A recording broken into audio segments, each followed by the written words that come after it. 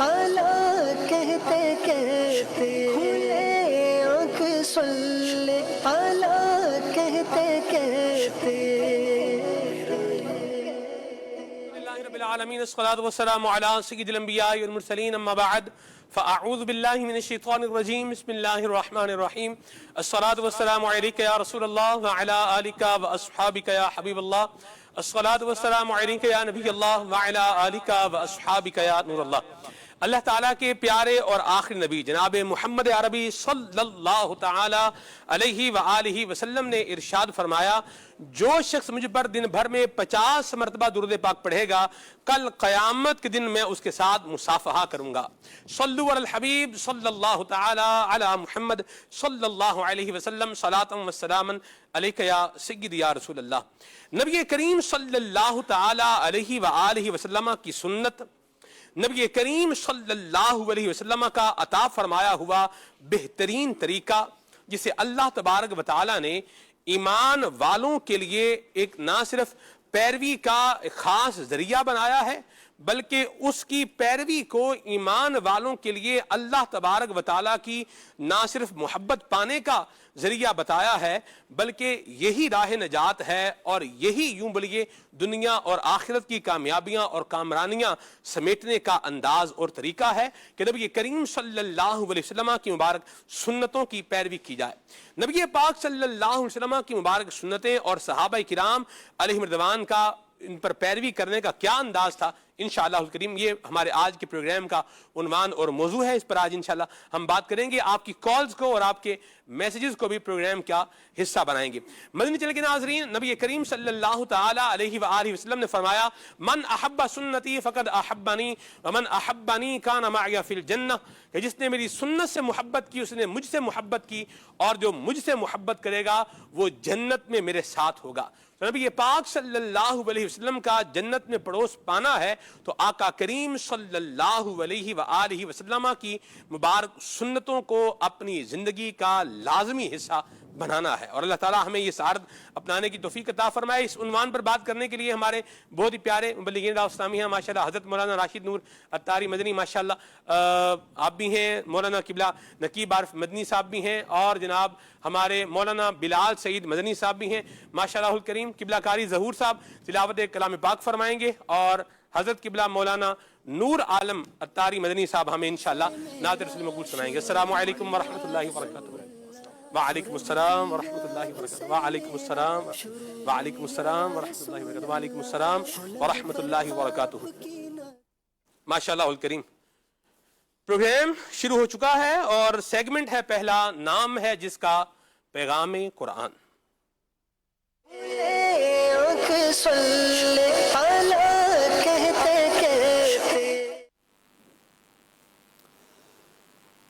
अऊज़ु बिल्लाहि मिनश शैतानिर रजीम। अल्लाह की पनाह मांगता हूं मैं शैतान मरदूद से। बिस्मिल्लाहिर रहमानिर रहीम।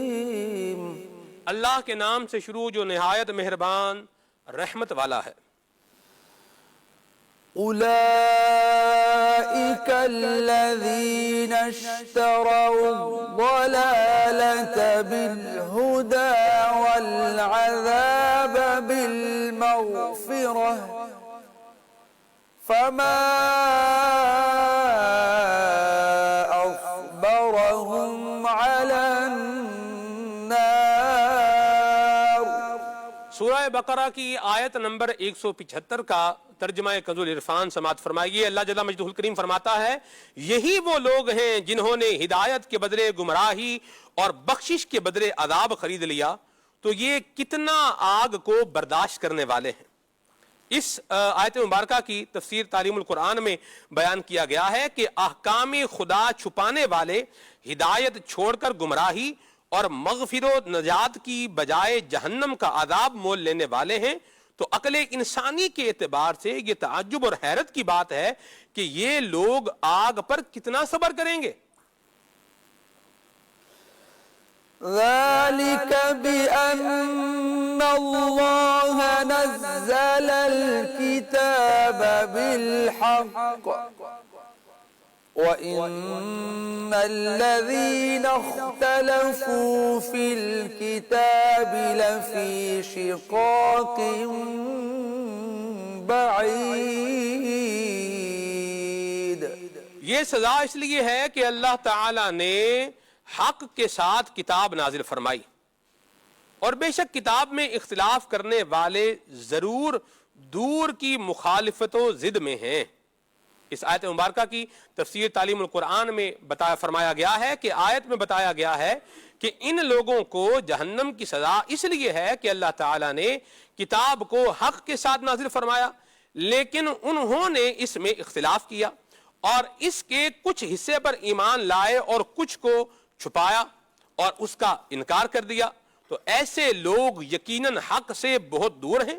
ایک قول کے مطابق یہ آیت مشرکین کے متعلق نازل ہوئی۔ اس صورت میں کتاب سے مراد قرآن کریم اور اختلاف سے مراد ان میں سے بعض کا قرآن کو شعر، بعض کا جادو اور بعض کا کہانت کہنا ہے۔ أولئك الذين اشتروا الضلالة بالهدى والعذاب بالمغفرة فما أصبرهم على النار ذلك بأن الله نزل الكتاب بالحق وإن الذين اختلفوا في الكتاب لفي شقاق بعيد صدق الله العظيم۔ سبحان اللہ، سبحان اللہ۔ اللہ پاک قرآن مجید فرقان حمید کا نور ہمیں عطا فرمائے۔ یہ وہ عظیم کتاب ہے جس کی زیارت کرنے کا ثواب ہے۔ جی ہاں، کتابیں تو دنیا میں اور بھی بہت ہیں، لیکن یہ وہ کتاب ہے جس کے بارے میں نبی کریم صلی اللہ علیہ وسلم کا ارشاد ہے کہ اس کی طرف دیکھنا بھی عبادت ہے۔ خمس من النظر عبادہ، 5 چیزوں کی طرف دیکھنا عبادت قرار دیا گیا ہے۔ اس میں سے ایک یہ قرآن پاک، قرآن مجید فرقان حمید ہے۔ وہ کہتے ہیں یاقوت الحجر لا کالحجر، یاقوت بھی پتھر ہی ہے لیکن عام پتھر کی طرح کیا ہے، نہیں ہے۔ تو کتابیں تو اور بھی بہت ساری ہیں، لیکن یہ وہ کتاب ہے جو کلام اللہ ہے۔ یہ وہ کتاب ہے جس کی زیارت کا ثواب ہے، جس کے الفاظ کو پڑھنے کا ثواب ہے، جس کی آیات کو سمجھنے کا ثواب ہے، اور اس کے احکامات پر عمل کرنے کا ثواب ہے، اور منہیات جن چیزوں سے روکا گیا ہے ان سے رکنے میں اجر و ثواب ہے۔ سبحان اللہ۔ اللہ تعالیٰ قرآن مجید فرقان حمید کے نور سے ہمیں منور فرمائے، اور قرآن پاک پڑھنے کی، اسے سمجھنے کی اللہ توفیق عطا فرمائے۔ یہ جو تلاوت ہوتی ہے، ساتھ میں ترجمہ بیان ہوتا ہے، پھر تفسیر بیان ہوتی ہے، اس کا مین مقصد یہی ہے کہ قرآن مجید فرقان حمید کو کیا کیا جائے، سمجھا بھی جائے۔ تو ماشاءاللہ مفسرین کرام اس کی تفسیر بیان کرتے ہیں، اور تفسیر تعلیم القرآن بڑے مختصر انداز کے اندر جو ہے یہ بیان کی گئی ہے۔ تو انشاءاللہ الکریم اس سے فائدہ حاصل کریں گے، اسٹڈی کریں گے، مطالعہ کریں گے، تو قرآن کریم کی آیات سیکھنے کا، ان پر عمل کرنے کا انشاءاللہ ذہن بنے گا، اور پھر جب یہ کام کریں گے تو دنیا آخرت میں بیڑا پار ہو جائے گا انشاءاللہ عز و جل۔ یہاں میں آپ کو ایک اور جو ہے وہ خبر دیتا چلا جاؤں کہ مدنی چینل کے اس پروگرام کے اندر کھلے آنکھ صلی اللہ کہتے کہتے میں ہی ایک یوں بولیے کہ ترجمہ قرآن کا ہم ایک نیا انداز جو ہے وہ اختیار کرنے جا رہے ہیں۔ قرآن کریم کے لفظ لفظ کا معنی، اور پھر اس کا با محاورہ ترجمہ، اور پھر آیت کریمہ میں کیا مضمون بیان ہوا ہے، حاشیہ افہام القرآن کی روشنی میں یہ آپ کو بتایا جائے گا انشاءاللہ عز و جل، کہ یہ لفظ لفظ کا معنی بھی کیا ہو ہمیں سمجھ میں آئے۔ لیکن یہاں میں ایک اور بات بھی عرض کرتا جنہوں بات چل ہی نکلی ہے، تو خالی گرامر جو ہے وہ اٹھائیں یا ڈکشنری اٹھائیں، عربی کا ایک لفظ نکالیں اور اس کا اپنے اعتبار سے جو ہے وہ کچھ بھی اس کا معنی لگا کے بندہ بولے مجھے قرآن سمجھ میں آ جائے گا، تو خالی اس طرح سے یہ کام نہیں ہو پائے گا۔ کام کرنے کے کیا ہوتے ہیں، طریقے ہوتے ہیں، اس طریقے کے مطابق ہی کام اس کا کریں گے تو اس کا رزلٹ پازیٹیو آئے گا۔ طریقہ چینج کر دیں گے تو رزلٹ کیا ہو جائے گا؟ چینج ہو جائے گا، آٹومیٹک چینج ہو جائے گا. جیسے ایک لفظ ہے العین، اس کے ڈکشنری میں آپ معنی دیکھیں، بہت سارے معنی ہیں اس کے. چشمہ بھی اس کا معنی جو ہے وہ آتا ہے، ٹھیک ہے. آنکھ، یہ بھی اس کا معنی ہے. چشمہ جو پہاڑ میں سے پھوٹ رہا ہے، یہ بھی معنی میں آتا ہے. اور لفظ کبھی حقیقی معنی میں استعمال نہیں ہوتا، مجازی معنی میں استعمال ہوتا ہے، کبھی بطور استعارہ استعمال ہوتا ہے. تو یہاں اس کا حقیقی معنی نہیں، یہاں اس کا بطور مستعار جو معنی ہے وہ مراد لیا جائے گا. تو یہ ساری چیزیں کیا کرنی پڑتی ہیں؟ سمجھنی پڑتی ہیں. علم بلاغت سے شناسائی حاصل کرنی پڑتی ہے. تو علماء کرام جو ہوتے ہیں، مفسرین جو ہوتے ہیں، یہ ان سارے علوم کے اندر ایک درک، ایک مہارت، ایک اسپیشلائزیشن جب حاصل کرتے ہیں، اور اس کے ساتھ ساتھ نبی کریم صلی اللہ علیہ وسلم کی احادیث مبارکہ کا فیضان جب وہ پاتے ہیں اور اس کا اسٹڈی اور مطالعہ کرتے ہیں، تو پھر ان کے اوپر کیا ہے؟ یہ بند دریچے کھلنا شروع ہو جاتے ہیں. القرآن ہے، اور یہ جو ہے وہ نبی کریم صلی اللہ علیہ وسلم پہ نازل ہوا ہے، اور اس کے معانی خود حضور اکرم شفیع معظم صلی اللہ علیہ وسلم نے بھی بیان فرمائے ہیں. جیسے خاتم النبیین کا معنی حضور نے خود فرما دیا، لا نبی بعدی، میرے بعد کوئی نبی نہیں ہوگا. اب خاتم کا کوئی اور معنی آتا بھی ہے، بنتا بھی ہے، تو وہ جو آتا ہے، جو بنتا ہے اپنی جگہ پر ہے. لیکن چونکہ یہ معنی متعین ہو چکا ہے، اور خود محبوب خدا نے اس کو متعین فرمایا ہے کہ میرے بعد کوئی نبی نہیں ہوگا، تو اب اس معنی کو چینج کرنے کا تو سوال ہی پیدا نہیں ہوتا.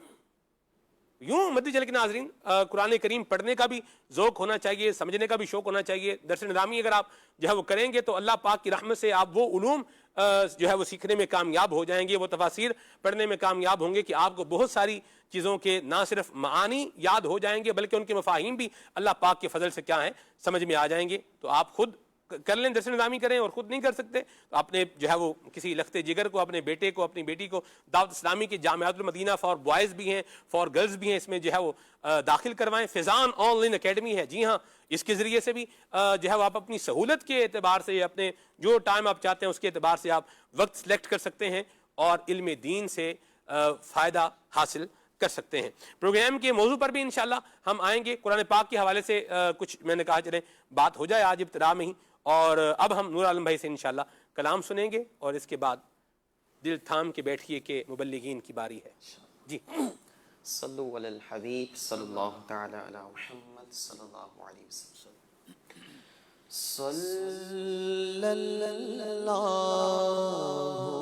علیک یا رسول اللہ، صلی اللہ علیک یا حبیب اللہ، صلی اللہ علیک یا رسول اللہ، صلی اللہ علیک یا حبیب اللہ.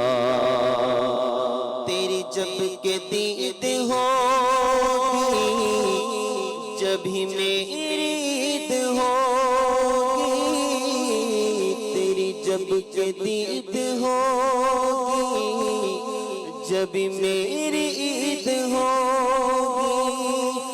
میرے خواب میں تمہارا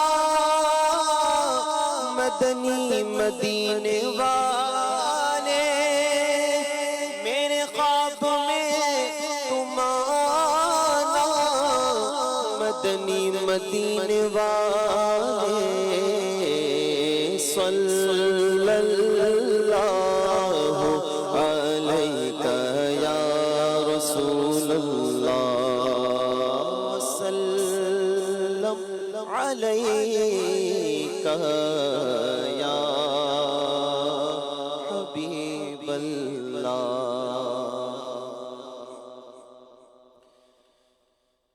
رحمت نہ کس طرح ہو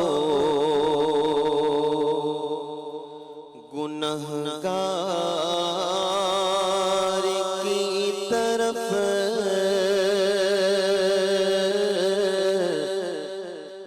رحمت نہ کس طرح ہو گنہگار کی طرف،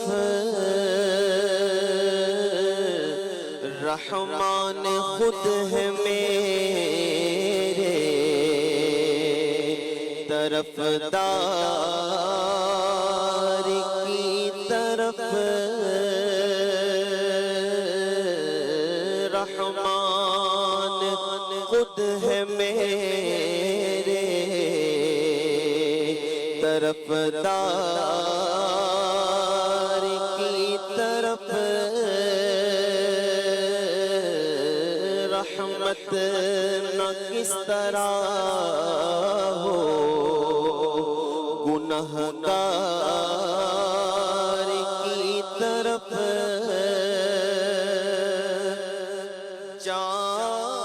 جان جنا ہے دشت مدینہ تیری بہار جانے جنا ہے دشت مدینہ تیری بہار بلبل نہ جائے گی کبھی گلزار کی طرف بلبل نہ جائے گی کبھی گلزار کی طرف اور جنت بھی لینے آئے تو چھوڑے نہ یہ گلی جنت بھی لینے آئے تو چھوڑے نہ یہ گلی منہ پھیر بیٹھے ہم تیری دیوار کی طرف منہ پھیر بیٹھے ہم تیری دیوار کی طرف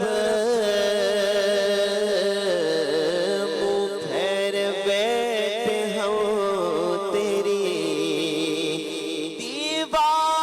دیوار کی طرف رحمت نہ کس طرح ہو گنہگار کی طرف اور موسیقی دیکھتی ہے بہار بہشت کی موسیقی دیکھتی ہے بہار بہشت کی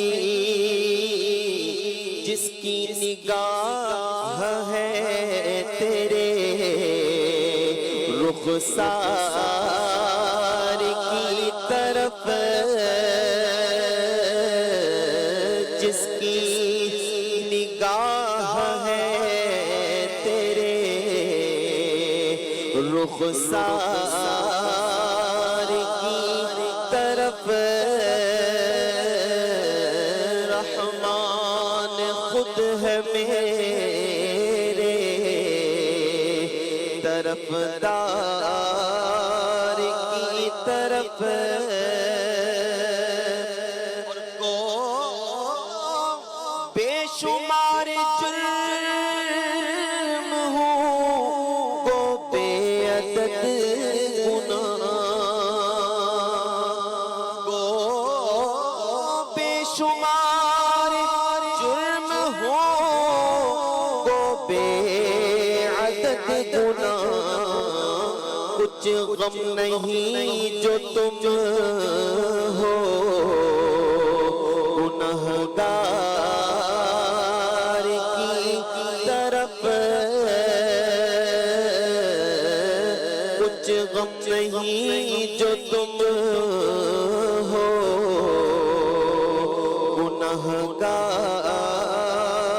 की तरफ और यूं मुझको मौत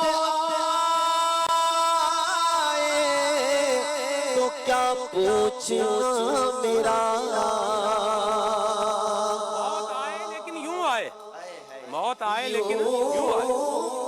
मुझको मौत आए तो क्या पूछना मेरा। मैं खाक पर निगाह दरिया की तरफ मैं खाक पर निगाह दरिया की तरफ रहमान खुद है मेरे तरफदार की तरफ और आँखें जो बंद हो तो मुक़द्दर खुले हसन।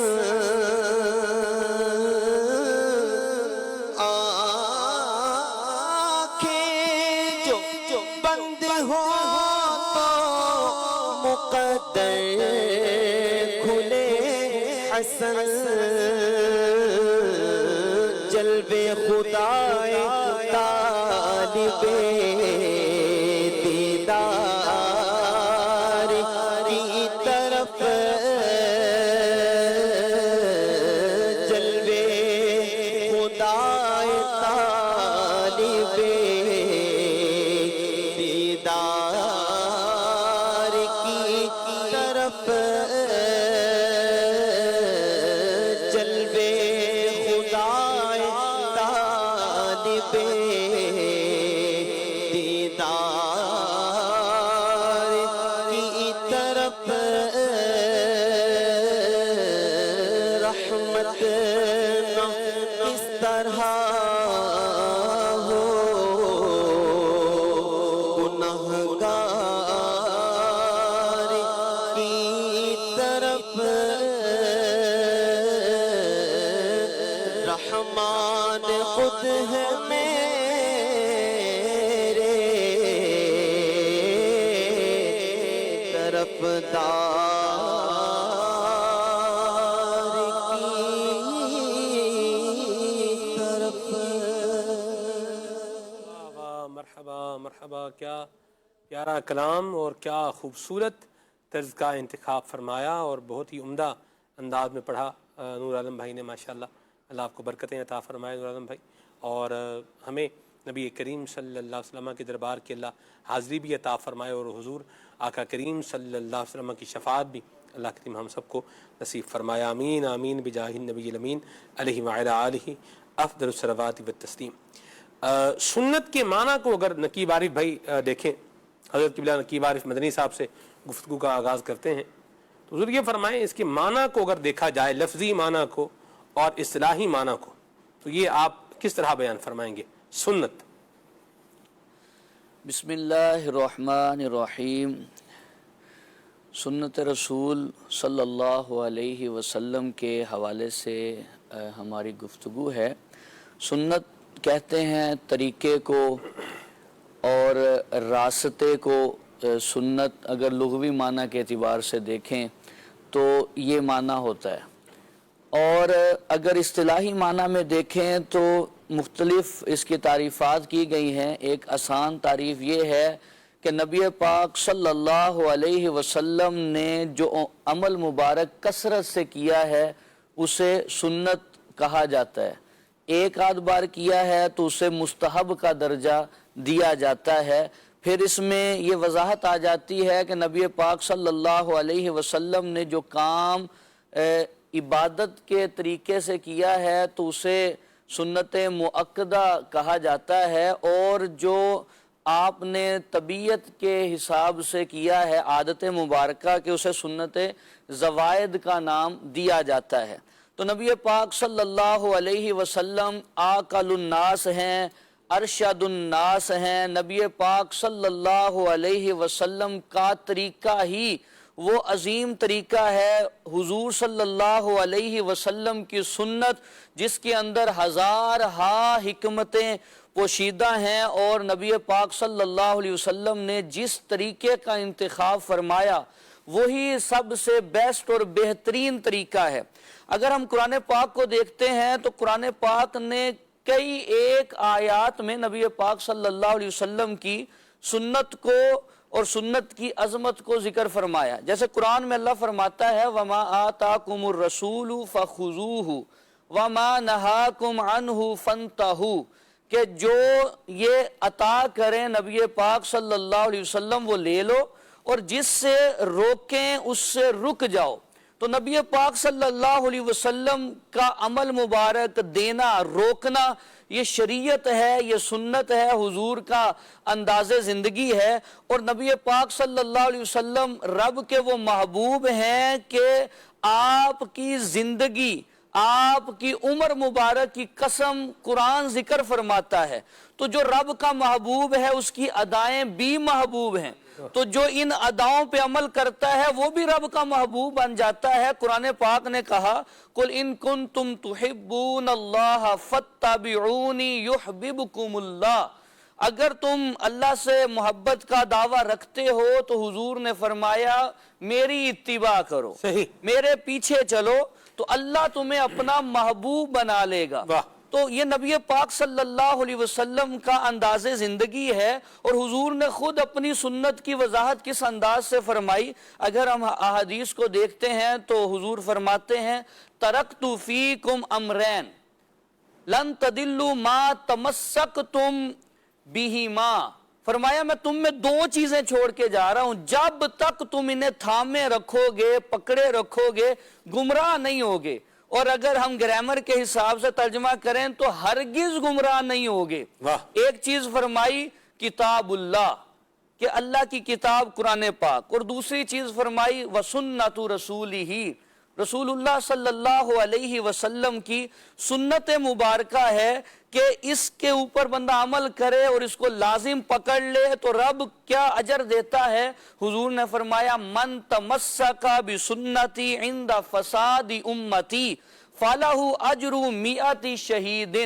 حضور فرماتے ہیں جو امت کی جہالت کے وقت، بدعات کے وقت، فسق و فجور کی کثرت کے وقت میری سنت کو لازم پکڑ لے تو اسے اللہ 100 شہیدوں کا اجر عطا فرماتا ہے۔ اور ایک بڑی خوبصورت حدیث مبارک علامہ اسماعیل حقی رحمۃ اللہ علیہ نے تفسیر روح البیان میں بیان فرمائی ہے، جسے تفسیر حقی بھی کہا جاتا ہے۔ آپ نے فرمایا اللہ کے رسول صلی اللہ علیہ وسلم فرماتے ہیں کہ من حافظ سنتی، جس نے میری سنت کی حفاظت کی، یاد کر لیا، اکرمہ اللہ باربع خصال، اللہ اسے 4 خصلتوں سے، 4 چیزوں سے عزت عطا فرمائے گا۔ پہلی چیز کیا فرمایا؟ المحبت فی قلوب البررہ، اللہ نیک لوگوں کے دلوں میں اس کی محبت پیدا فرما دے گا۔ دوسری چیز فرمائی والہیبۃ فی قلوب الفجرہ، اور اللہ فاسقوں فاجروں کے دلوں میں اس کی ہیبت پیدا فرمائے گا۔ اور تیسری چیز فرمائی والسعۃ فی الرزق، اللہ اس کے رزق میں کشادگی دے گا۔ اور چوتھی چیز ارشاد فرمائی والثقۃ فی الدین، اللہ اس کے دین میں مضبوطی عطا فرمائے گا۔ تو سنت رسول یہ بڑی اہمیت کی حامل ہے کہ اس راہ پہ چل کے بندہ خوبصورت انداز میں اللہ تبارک و تعالیٰ کا قرب بھی حاصل کرتا ہے، اور ہر ذریعے سے بندے کو آسانی بھی ہوتی ہے کہ یہ دین پہ چلنا کیسے ہے۔ پھر کسی ایک شعبے کی بات نہیں ہے، بلکہ رب نے قرآن میں فرما دیا لَقَدْ كَانَ لَكُمْ فِي رَسُولِ اللَّهِ أُسْوَةٌ حَسَنَةٌ، اس محبوب کی ساری زندگی ہی تمہارے لیے بہترین نمونہ۔ واہ واہ واہ، مرحبا، کیا خوبصورت پیرائے میں گفتگو فرمائی ہے نگیب عارف بھائی، اللہ برکت دے آپ کو۔ جس طرح حضور اکرم شفیع معظم صلی اللہ علیہ وسلم کا مبارک عمل، یہ یوں بولیے کہ اس کے لیے لفظ سنت بولا جاتا ہے، ایسے ہی نبی کریم صلی اللہ علیہ وسلم کے فرمان کے لیے بھی یہ لفظ سنت جو ہے وہ بولا جاتا ہے. نبی کریم صلی اللہ علیہ وسلم کی حدیث پاک کے لیے بھی لفظ سنت کو جو ہے وہ استعمال کیا جاتا ہے. بلال بھی کیا فرمائیں گے اس حوالے سے؟ حضور نبی کریم علیہ السلام کی قول، فعل اور تقریر، اس کو بھی سنت کا نام دیا جاتا ہے کہ حضور نبی کریم علیہ السلام نے جو بات ارشاد فرمائی ہے، صحیح، اسی طرح جو عمل کیے ہیں اس کی قسمیں تو بیان کی گئی ہیں. تو اس میں یہ بھی ہوتا ہے کہ جیسے صحابہ کرام علیہم رضوان کا مبارک عمل یہ بھی تھا کہ حضور نبی کریم علیہ السلام کی ہر ادا کو اپنانے کی بھی کوشش کیا کرتے. کیا بات، یعنی کہ حضور نبی کریم علیہ السلام کس طرح چلتے تھے، کس طرح بیٹھتے تھے، کس طرح گفتگو کرتے تھے، کس طرح بات کو سنتے تھے، کس طرح کسے کچھ عطا فرماتے تھے یا کسی سے کچھ لیتے تھے. تو ان ساری چیزوں کو بظاہر جو کہتے ہیں کہ چھوٹی چھوٹی چیزیں ہوتی ہیں، تو ان چھوٹی چھوٹی چیزوں کو بھی حضور نبی کریم علیہ السلام کی جو ہوتی تھیں، صحابہ کرام علیہم رضوان بہت غور سے دیکھا کرتے تھے اور اس کو پھر اس پر عمل پیرا ہونے کی کوشش کرتے تھے. یعنی مثال کے طور پر اگر حضور نبی کریم علیہ السلام کسی درخت کے نیچے بیٹھے تو پھر صحابہ کرام علیہم رضوان بھی اس ادا کو ادا کرنے کی کوشش کیا کرتے تھے، اور صرف اس وجہ سے اس درخت کے پاس جا کے بیٹھتے تھے کہ اللہ کے یہاں نبی بیٹھے تھے، صلی اللہ علیہ وسلم یہاں بیٹھے تھے. اس کی حکمت نہیں پتا تھی کہ کیوں بیٹھے تھے، لیکن چونکہ ہمارے محبوب کہ جب ہم جن سے محبت کرتے ہیں، جنہوں نے ہمیں اسلام کی روشنی عطا فرمائی ہے، تو کفر سے نکالا ہے، تو ان سے محبت کا یہ عالم تھا کہ آپ صلی اللہ تعالیٰ علیہ وسلم کی ہر ادا کو اپنانے کی کوشش کیا کرتے تھے. سیدنا صدیق اکبر رضی اللہ تعالیٰ عنہ جن کی پوری زندگی حضور نبی کریم علیہ السلام کی سنتوں پر عمل کرتے ہوئے، آپ کی تعلیمات پر عمل کرتے ہوئے گزر گئے، اور آپ کو عاشق اکبر کہا جاتا ہے. تو آپ کا مبارک انداز یہ تھا کہ حضرت عائشہ صدیقہ رضی اللہ تعالیٰ عنہ سے آپ نے پوچھا کہ حضور نبی کریم علیہ السلام کو کتنے لباسوں میں کفن دیا گیا تھا، کتنے کپڑوں میں کفن دیا گیا تھا. تو پوچھا گیا کہ اس کی کیا وجہ ہے، آپ یہ کیوں پوچھ رہے ہیں؟ تو کہا کہ میں یہ چاہتا ہوں کہ جس طرح حضور نبی کریم علیہ السلام کو کفن دیا گیا تھا، میرا بھی کفن بالکل اسی طرح ہو، کہ مجھے بھی بالکل اسی طرح کفن دیا جائے، تاکہ حضور نبی کریم علیہ السلام محبوب کی ادا کو میں بھی ادا کرنے میں کامیاب ہو جاؤں. اسی طرح سیدنا فاروق اعظم رضی اللہ تعالیٰ عنہ، آپ کے بارے میں آتا ہے کہ آپ نے حجر اسود کا جو جسے پتھر کہتے ہیں، اس کی طرف اس سے مخاطب ہو کے کہا کہ اے پتھر، تو نہ نفع دے سکتا ہے اور نہ نقصان دے سکتا ہے، لیکن میں نے حضور نبی کریم علیہ السلام کو اگر تجھے بوسہ دیتے ہوئے نہ دیکھا ہوتا تو میں بھی نہ دیتا. تو فرما رہے ہیں کہ حضور نبی کریم علیہ السلام نے اس مبارک پتھر کو بوسہ دیا، تو مجھے نہیں پتا کہ یہ فائدہ دیتا ہے یا نقصان دیتا ہے، کچھ بھی ہے، لیکن چونکہ میرے محبوب صلی اللہ تعالیٰ علیہ وسلم نے اسے بوسہ دیا ہے تو لہٰذا میں بھی بوسہ دوں گا. اسی طرح سیدنا عثمان غنی رضی اللہ تعالیٰ عنہ کے بارے میں آتا ہے کہ آپ رضی اللہ تعالیٰ عنہ وضو کر رہے تھے، تو ایک مرتبہ وضو کرتے ہوئے آپ مسکرانے لگ گئے. بظاہر کوئی وجہ نظر نہیں آ رہی تھی کہ کیوں مسکرائے، لیکن چونکہ آپ وضو کرتے ہوئے مسکرائے تو کسی نے پوچھا کہ آپ نے ایسا کیوں کیا کہ وضو کرتے ہوئے آپ مسکرانے لگ گئے.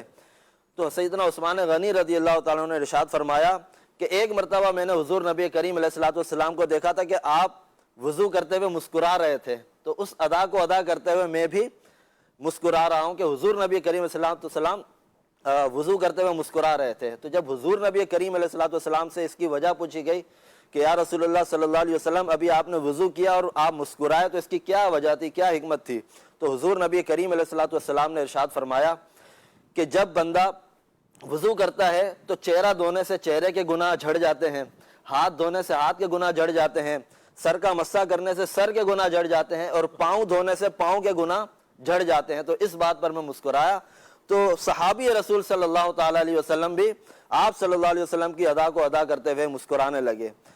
تو یہ حضور نبی کریم علیہ السلام کی مبارک سنتوں پر عمل کرنے کا صحابہ کرام میں ایسا جذبہ ہوا کرتا تھا. تو حضور نبی کریم علیہ السلام کی سنتوں پر عمل کرنے میں عظمت ہی عظمت ہے، برکت ہی برکت ہے، کامیابی ہی کامیابی ہے، اور نجات ہی نجات ہے کہ اللہ تبارک و تعالیٰ نے قرآن مجید فرقان حمید میں جہاں جہاں اپنی اطاعت کا حکم دیا تو وہاں اپنے بعد حضور نبی کریم علیہ السلام کی اطاعت کا حکم دیا، اور فرمایا کہ ما اتاکم الرسول فخذوہ وما نہاکم عنہ فانتہوا، کہ جو رسول تمہیں عطا فرماتے ہیں وہ لے لو، اور جس سے منع کر دیں اس سے بعد آ جاؤ. اور لا یؤمن احدکم حتی یکون ہواہ تبعا لما جئت بہ. حضور نبی کریم علیہ الصلوۃ والسلام نے خود ارشاد فرمایا کہ تم میں سے کوئی بھی اس وقت تک کامل مومن نہیں ہو سکتا جب تک کہ وہ اپنی خواہشات کو پیچھے رکھے اور جو میری تعلیمات ہیں، میرے فرامین ہیں، اس کو آگے رکھے.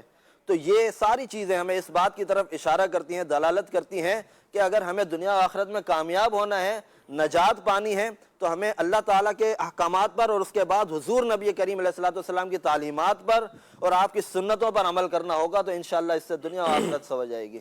کیا بات ہے، سبحان اللہ. میرے سنت نے کتنی پیاری بات کیا. فرماتے ہیں جنتی ہے وہ جس نے سنت کے،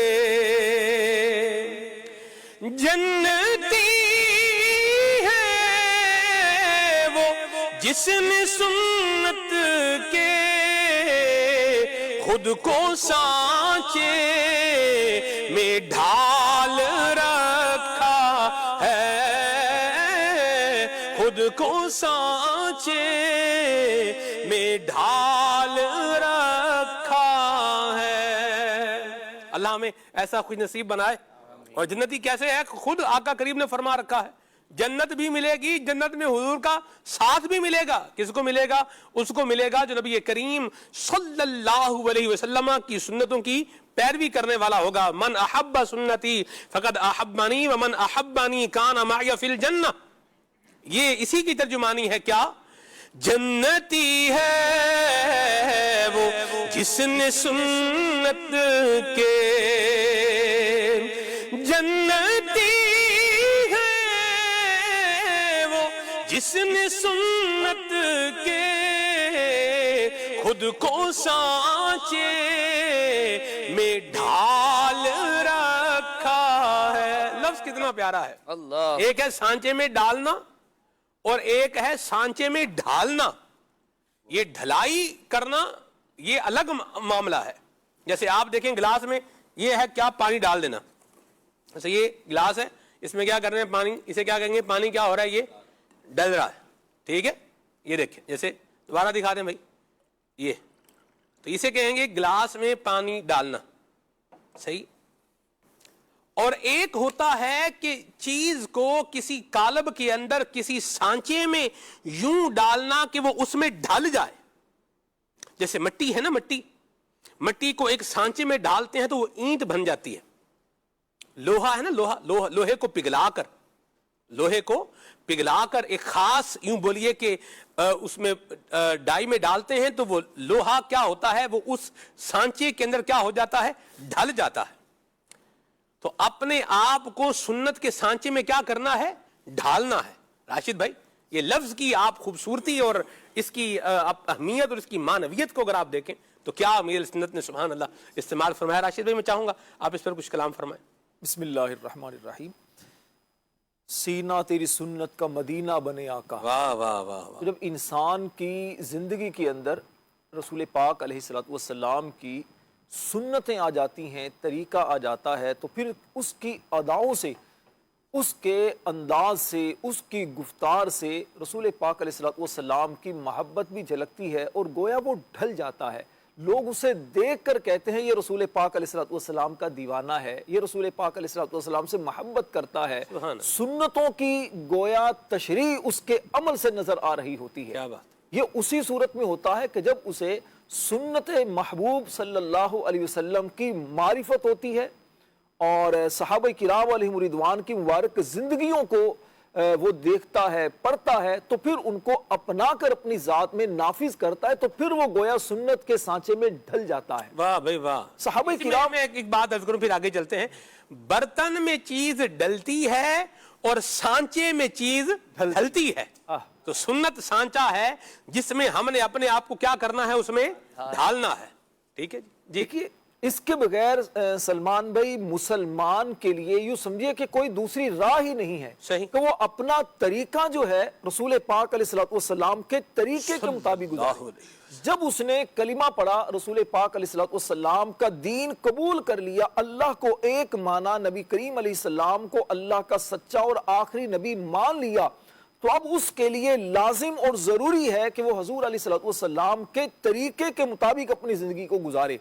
اب اگر وہ اپنا طریقہ لے کر آئے گا تو اس کا طریقہ ہرگز قبول نہیں کیا جائے گا. یہاں تک کہ اگر اللہ کی عبادت بھی کرنی ہے تو وہ عبادت بھی تبھی قبول ہوگی جب رسول پاک علیہ السلام کے طریقے کے مطابق کی جائے گی. نماز اللہ کی عبادت ہے.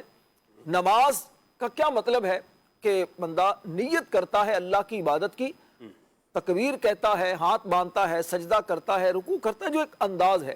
اب اگر کوئی کہ اللہ کی عبادت ہی کرنی ہے تو سب سے پہلے میں رکوع ہی کر لیتا ہوں, رکوع سے ہی نماز کا آغاز کرتا ہوں, تو کیا اس کی نماز قبول ہوگی؟ سجدہ دیکھیں کتنی اہم عبادت ہے بھائی. سجدہ تو دیکھیں بندہ اللہ پاک کی جو بولے اس کے قرب میں ہوتا ہے جب وہ کیا کرتا ہے, سب سے زیادہ اللہ کے قریب بندہ ہوتا ہے. رحمتوں کا زیادہ یوں سمجھیے کہ اس وقت اس پر برستی ہیں. تو یہیں سے شروع کر لے, یہیں سے اگر کوئی شروع کر لے تو ہرگز اس کی نماز قبول نہیں ہوگی. رسول پاک علیہ السلام نے اپنے صحابہ کرام کو کیا تعلیم ارشاد فرمائی؟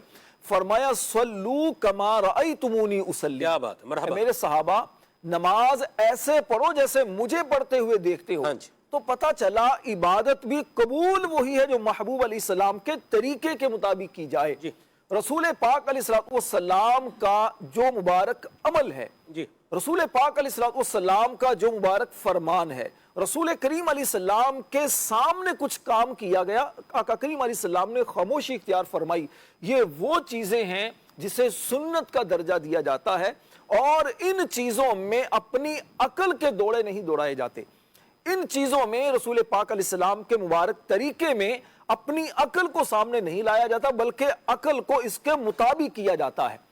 آقا کریم علیہ السلام کے اگر طریقہ عقل قربانت بپیش مصطفیٰ, سبحان اللہ, عقل میری محبوب پاک کے سامنے کیا ہو گئی ہے, قربان ہو گئی ہے, قدموں پر قربان. عقل ہی وہ ہے, حقیقتاً عقل وہی ہے جو مصطفیٰ کریم علیہ السلام کے یوں سمجھے طریقہ کار کے مطابق ڈھل جائے. بدقسمتی سے سلمان بھائی آج لوگ سنت کو, رسول پاک علیہ السلام کی احادیث کو, شریعت کے احکامات کو اپنی عقل سے جانچنے کی کوشش کرتے ہیں. دیکھیے سوچنے کے دو طریقے ہوتے ہیں. ایک طریقہ تو یہ ہوتا ہے کہ آپ غور و فکر کرتے ہیں اور اس میں حکمتیں تلاش کرتے ہیں. آپ اس میں یہ چیزیں دیکھتے ہیں کہ تاکہ اس سے میرے دل میں بھی محبت پیدا ہو, لوگوں کو بھی آپ اس میں سمجھا سکیں. خاص طور پر میں عرض کروں گا اسرار الاحکام, مفتی احمد یار خان, آپ اس کتاب کو پڑھ کر دیکھیں کیا شریعت پر عمل کرنے کا جذبہ پیدا ہوتا ہے. اچھا دوسرا طریقہ کیا ہے جو آج کل کے لبرل, سیکولر یا اس طرح کے جو دین بیزار قسم کے لوگ ہوتے ہیں وہ اس میں اپنی عقل کو لے کر آتے ہیں. یہ عقل میں نہیں آ رہی, یہ کیسے کہا ہوگا, یہ بات میری عقل میں نہیں آ رہی, ایسا کیوں فرمایا ہوگا, ایسا کیوں کیا ہوگا. تو جناب علی اپنی عقل کا علاج کریں. رسول پاک علیہ السلام یہ کون ہے؟ یہ پوری کائنات کے کامیاب ترین انسان ہیں.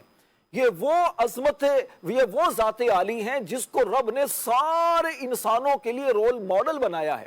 ان کی مبارک زندگی سب کے لیے مشعل راہ ہے. گویا قیامت تک آنے والے ہر انسان کے لیے یہ کہا گیا ہے کیا کہ میرے محبوب علیہ السلام کی مبارک زندگی تمہارے لیے نمونہ حیات ہے. اگر زندگی اچھی گزارنی ہے, دنیا میں کامیابی چاہیے, مصطفیٰ کریم علیہ السلام کے طریقے کو فالو کرو.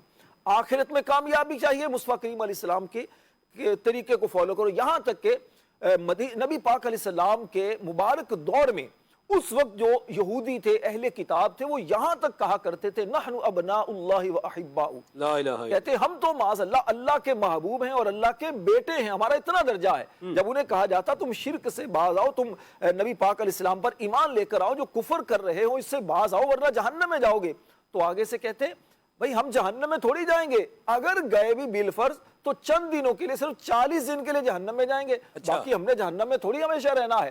تو ان سے فرمایا گیا رسول پاک علیہ السلام کی مبارک زبان سے, کل اے پیارے محبوب تم فرماؤ, اللہ کا فرمان ہے, رب کا فرمان, فرمایا محبوب تم فرماؤ ان کنتم تحبون اللہ, اگر تم اللہ سے محبت کرتے ہو, یہ تمہارا دعویٰ ہے کہ ہم اللہ سے محبت کرتے ہیں, تو فاتبعونی, میری پیروی کرو. حضور علیہ السلام کی پیروی کرنے سے ملے گا کیا؟ فرمایا یحببکم اللہ, اللہ تمہیں محبوب بنائے گا.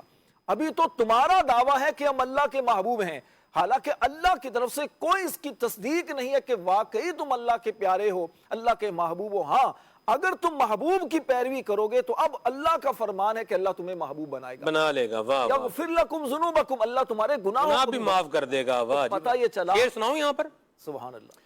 اللہ کا محبوب بنے جو تمہیں چاہے، جو تمہیں چاہے، جو تمہیں چاہے، اللہ کا محبوب بنے وہ جو تمہیں چاہے، اس کا تو بیان ہی نہیں، جسے تمہیں چاہو، میں پڑھ دیتا ہوں، آپ وہ محبوب بنے۔ شعر یاد نہیں ہے آپ کو، کوئی بات نہیں، آپ کی اجازت سے میں پڑھ دیتا ہوں، میرے بھی سامنے رکھا ہوا، میں بھی اسی لیے پڑھ رہا ہوں، ورنہ ہو سکتا ہے میں بھی کوئی اس میں غلطی کر ہی لیتا۔ اللہ کا محبوب بنے جو تمہیں چاہے، جو تمہیں چاہے، جو تمہیں چاہے، اللہ کا محبوب بنے جو تمہیں چاہے، جو تمہیں چاہے، اس کا تو بیان ہی نہیں کچھ تم جسے چاہو۔ حضور آپ کو جو چاہ لے وہ اللہ کا محبوب بن جائے، آپ کی سنتوں پر جو عمل کرے وہ اللہ کا کیا بن جائے؟ محبوب بن جائے، اور جسے آپ چاہیں اسے اللہ پاک کیا مقام عطا فرمائے گا، تو ہم اس کا کیا بیان کر سکتے ہیں؟ اللہ کا محبوب بنے جو تمہیں چاہے، جو تمہیں چاہے، جو تمہیں چاہے، اللہ کا محبوب بنے جو تمہیں چاہے، جو تمہیں چاہے، اس کا تو بیان ہی نہیں کچھ تم جسے چاہو۔ اللہ پاک ہمیں آقا کریم صلی اللہ علیہ وسلم کی مبارک سنتوں پر عمل کرنے کی توفیق عطا فرمائے، آمین۔ جی حضور سلمان بھی دیکھیے، ایک لوجیکلی بات عرض کروں، عقل کے اعتبار سے اگر ہم سوچیں، غور کریں کہ جب ہم کسی کے محبوب بننا چاہتے ہیں دنیاوی طور پر، ہم کہتے ہیں یار میں اس کا پیارا بنوں، وہ مجھ سے محبت کرنے لگے، تو عقل یہ کہتی ہے کہ بھئی اس کے طریقے کو فالو کرو، اس کے پیچھے چلو، اس کی باتوں کو اختیار کرو، اس سے محبتوں کا اظہار کرو، تو وہ تمہیں اپنا محبوب بنائے گا، اسے پتہ چلے گا یہ مجھ سے محبت کرنے والا ہے۔ اللہ تبارک و تعالیٰ کا محبوب بننے کے لیے ضروری کیا قرار دیا گیا؟ نبی پاک علیہ السلام کی سنت کی پیروی، نبی پاک علیہ السلام کے طریقے کو فالو کرنا۔ دیکھیے، اگر صرف اللہ کی محبت، صرف اللہ کی عبادت ہی محبوب بننے کا ذریعہ ہوتی نا، تو میں عرض کروں شیطان سب سے بڑا شاید محبوب ہوتا، کیونکہ بہت اس نے عبادت کی۔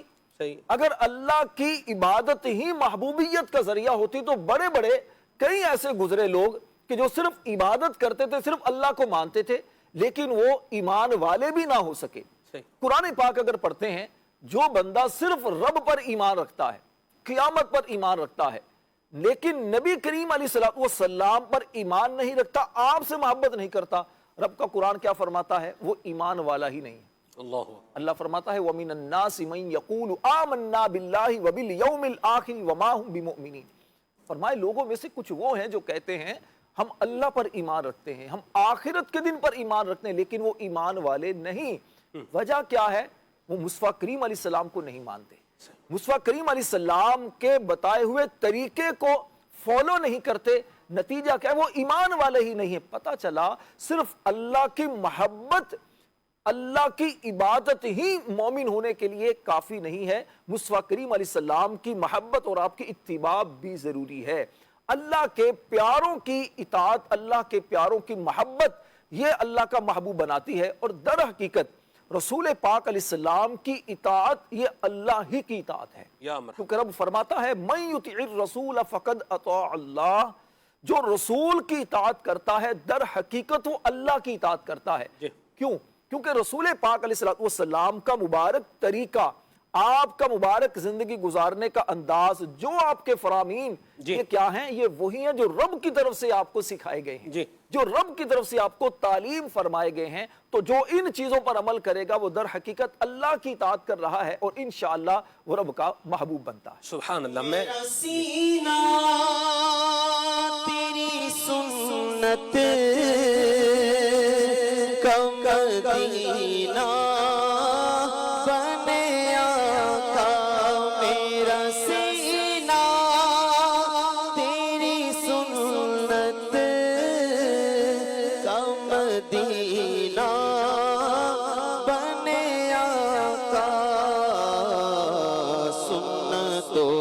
का करूं प्रचार रसूले अरबी सुन्नतों का करूं प्रचार रसूले अरबी। आमीन आमीन आमीन। अल्लाह सुन्नतें अपनाने और दूसरों को सिखाने की भी तौफीक अता फरमाए। सुन्नत में अज़मत है और इसी के अंदर नजात है, इसी में फलाह है, इसी में भलाई है, और हमें यही जो है वो अंदाज़ अपनाना है। नबी करीम सल्लल्लाहु अलैहि वसल्लम की मुबारक सुन्नतों को जो है वो अपनाना है। कॉल्स भी हैं आपकी मदनी चैनल के नाज़रीन, इसकी तरफ भी जो है वो हमने जाना है, लेकिन मैं यहाँ चाहूँगा नकीब आरिफ भाई से हम थोड़ी एक उन्वान पर ख़ास पर गुफ्तगू कर लें। बाज़ औक़ात क्या होता है कि नकीब भाई हम एक कम्युनिटी में रहते हैं तो कम्युनिटी के अपने रस्म व रिवाज हैं, बरादरी है तो बरादरी के क्या है अपने रस्म व रिवाज हैं। तो बाज़ औक़ात लोग क्या कर रहे होते हैं कि वो रस्म व रिवाज को ज़्यादा वैल्यू दे रहे होते हैं। इसकी मैं आपको एक मिसाल बताता हूँ। मस्जिद में इमामत का शर्फ मुझे भी मिलता रहा है करसे तक। आप भी माशाल्लाह इमाम मस्जिद हैं, राशिद नूर भाई भी माशाल्लाह इमाम मस्जिद हैं, मौलाना अच्छा बिलाल भाई थे, चले देर बाद वो होगा जो मैं कहने जा रहा हूँ आपको। तो निकाह के लिए ऐसे लोग जो है वो आते हैं जी निकाह पढ़ाना है, तो अब वो फॉर्म वगैरह फिल करते हैं, जो इसकी लीगल रिक्वायरमेंट है वो सारा एक सिलसिला कार करते हैं। तो उसमें हक महर की बात होगी जी, हक महर है जी 2000 रुपये। हक महर कितना है जी? 2000 रुपये।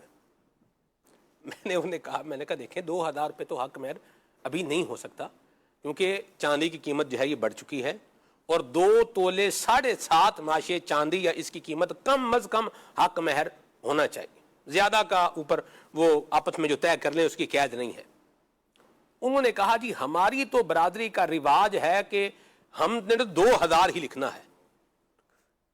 हमारी अम्मी का भी क्या था 2000 था, हमारी खाला का भी क्या था 2000 था, हमारी फूफो का भी क्या था 2000। तो हमने ये अपनी हमशीरा के मामले में भी यही जो है ना वो सिलसिला रखा है कि 2000 ही रखना है और ये हमारा क्या है तय है।